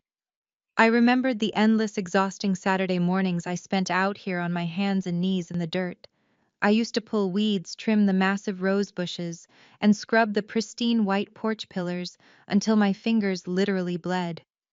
I had desperately tried to maintain the flawless, picture-perfect illusion of our highly successful marriage for the neighborhood to see. Meanwhile, Bradley would be passed out upstairs in the cavernous master suite, aggressively sleeping off another luxurious, expensive cocaine-fueled bender he had enjoyed with his so-called business partners the night before. I poured my literal sweat and physical labor into maintaining the structural integrity of his arrogant empire, while he actively, systematically dismantled my self-worth from the inside out. He treated me like an unpaid property manager, barking orders about the state of the flower beds, while funneling our shared assets into hidden offshore accounts. Looking at the sprawling, multi-million-dollar mansion, now I felt absolutely nothing. The physical structure held no power over me anymore. The massive crystal chandeliers visible through the tall front windows looked cheap and ostentatious. The imposing custom-built oak doors looked hollow and fragile. I felt zero attachment to the expensive brick and mortar that had ruthlessly consumed a decade of my life. It was just a house. It had never been a home, and I was thrilled to never step foot inside it again. Kevin walked slowly across the ruined, muddy lawn, his hands tucked deeply into his pockets. The heavy, suffocating burden of his mother's relentless psychological abuse seemed to have physically lifted off his shoulders. He stood beside me on the driveway, staring at the empty street where the police cruisers had disappeared into the dark. "Thank you, Diana," Kevin said, his voice carrying a quiet, resonant strength I had never heard from him before. "You did not just expose their financial crimes. You set me free. I spent my entire life believing I was a worthless charity case because that is exactly what Barbara needed me to believe to protect her own dirty secrets. Now they are locked in federal holding cells, and I'm going to tear down every single corrupt piece of the company they built and start over. I smiled, placing a reassuring hand on his arm. You earned your freedom, Kevin, I replied. You survived their cruelty. You are the only legitimate heir to the clean money left in that trust. Now it is your turn to rebuild the legacy the right way without the poison they injected into it. Jasmine stepped down from the wooden porch, her tailored suit completely unwrinkled despite the explosive, chaotic events of the evening. She checked her smartphone, tapping the glowing screen with sharp, highly efficient movements. The federal prosecutors have officially frozen all of Bradley and Barbara's offshore accounts. Jasmine announced, her tone ringing with absolute professional victory. The embezzlement charges alone carry a mandatory minimum of 20 years. Add in the wire fraud, the pediatric charity theft, and Brittany's recorded extortion attempt, and none of them will see the outside of a federal prison wall until they are well into their retirement years. The assets are locked, the evidence is secured.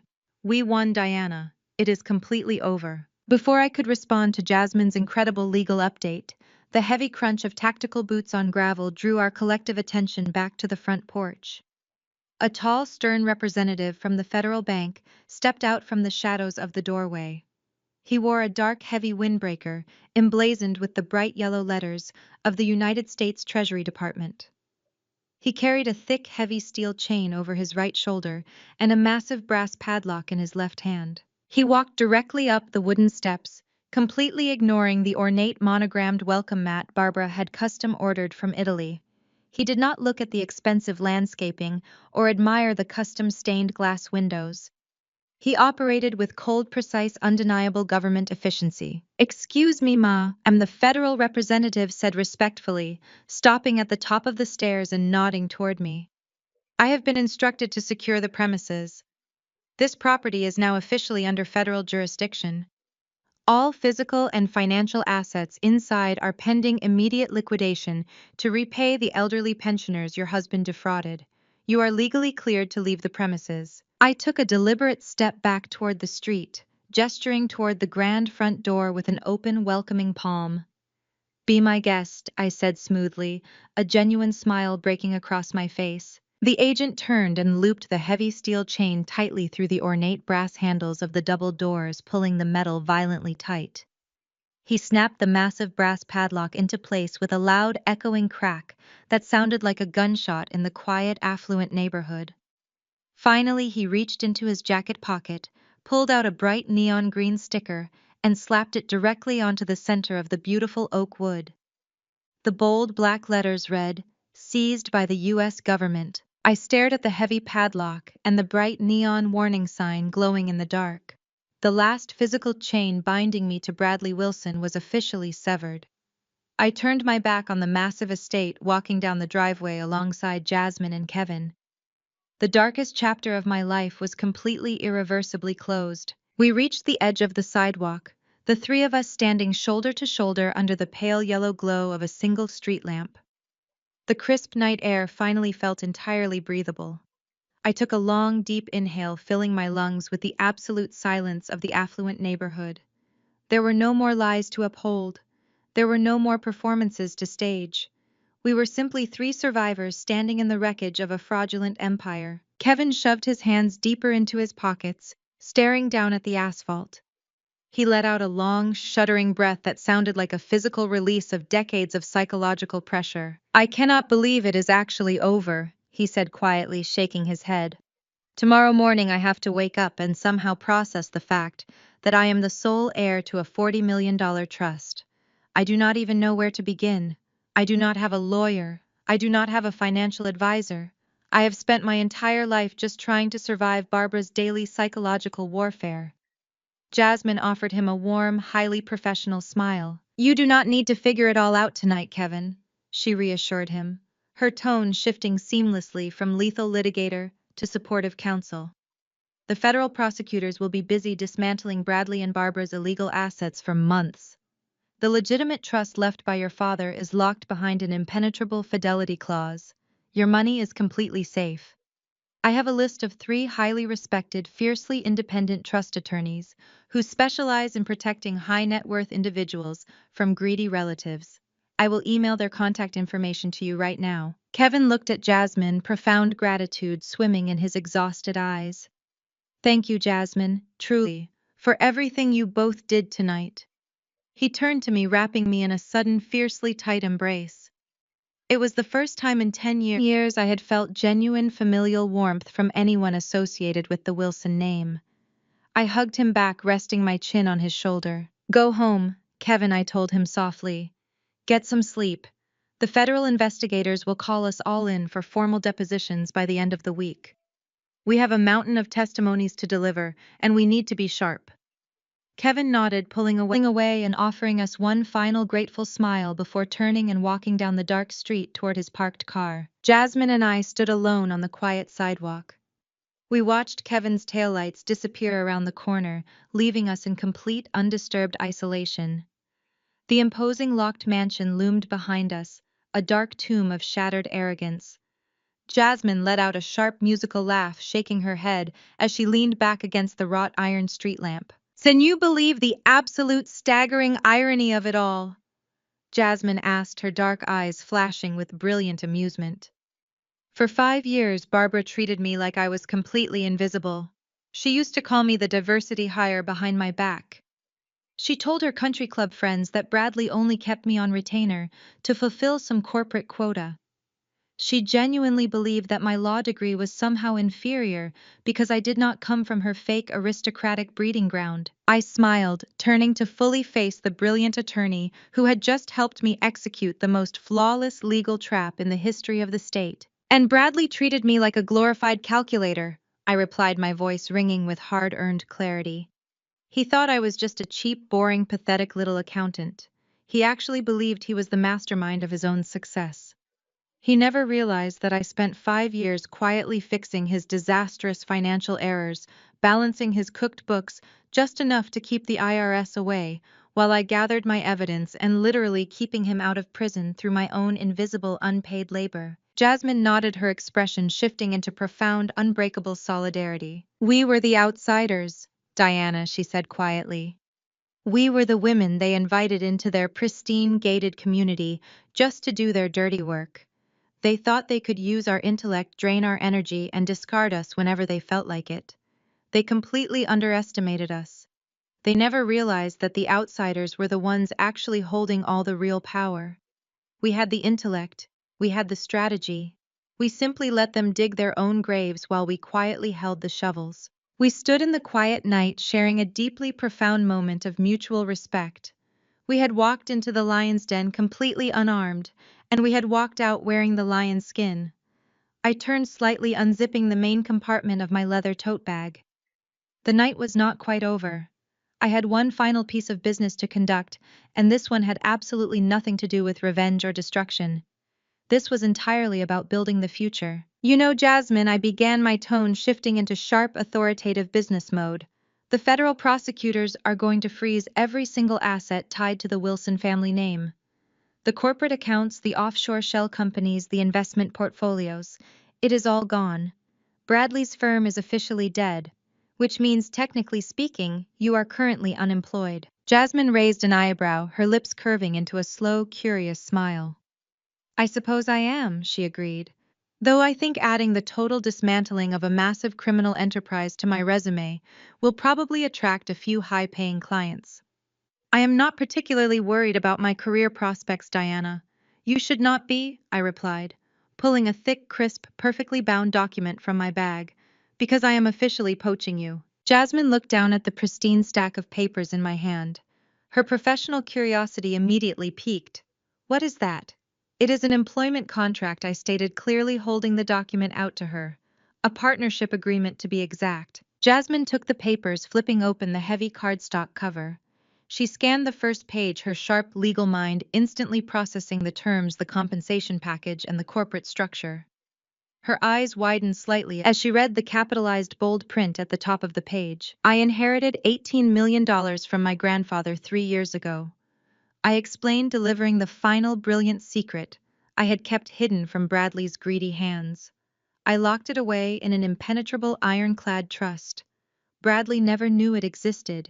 He thought I was financially dependent on him. He thought he could leave me destitute. But that money has been sitting safely in a secure account, waiting for me to finally cut the dead weight and start my own life. Jasmine looked up from the contract, staring at me with absolute awe. You are starting your own financial firm. I am starting an elite wealth management and forensic accounting firm. I corrected her, my voice ringing with absolute certainty. A firm dedicated specifically to protecting vulnerable individuals from financial predators. I have the capital, I have the vision, I have the unshakable determination. But I need a legal shark to help me protect the perimeter. I need a partner who knows exactly how to tear down corrupt empires and build impenetrable fortresses. I looked Jasmine directly in the eyes, extending my hand toward her in the cool night air. I want you to be the lead legal counsel and a full equity partner at my new firm, Jasmine, I offered. We already proved we are the smartest women in the room. Now it is time to prove we can run the entire city. Jasmine looked at the contract in her hand, then looked back at the massive seized mansion looming in the dark. She let out a sharp, breathless laugh. She gripped the employment contract tightly in her left hand, and with her right hand she reached out and firmly grasped mine. Her dark eyes burned with fierce, unbreakable ambition. I accept, she said, her voice ringing with lethal confidence. Let us go run the city. Exactly 1 month later, the stifling humidity of that dark, chaotic driveway had been completely replaced by the crisp, freezing altitude of the Colorado mountains. I sat curled into the corner of a massive custom-built leather sectional, tucking my bare feet under a thick, heavy cashmere throw blanket.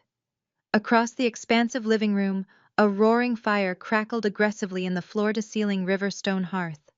Beyond the massive wall-to-wall windows, a heavy evening snow fell gently over the private, isolated acres of my Aspen estate.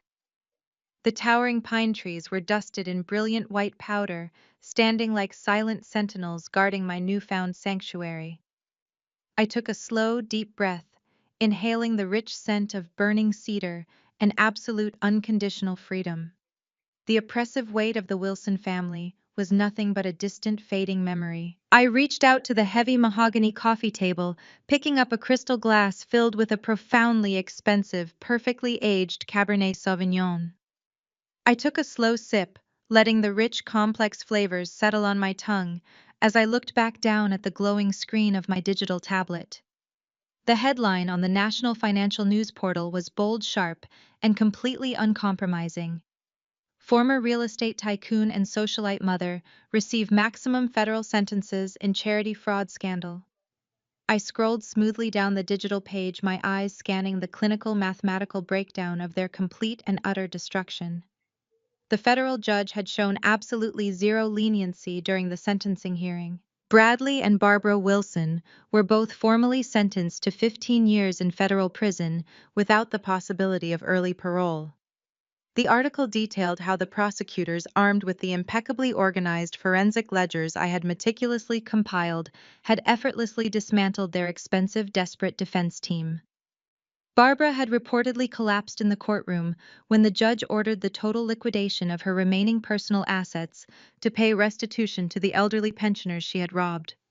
Her beloved country club memberships were permanently revoked, her elite social status was eradicated, and she was currently sitting in a sterile federal facility wearing a standard issue uniform. Bradley had spent the entire trial aggressively blaming everyone else, including his own mother, right up until the bailiff slapped the heavy steel handcuffs back onto his wrists.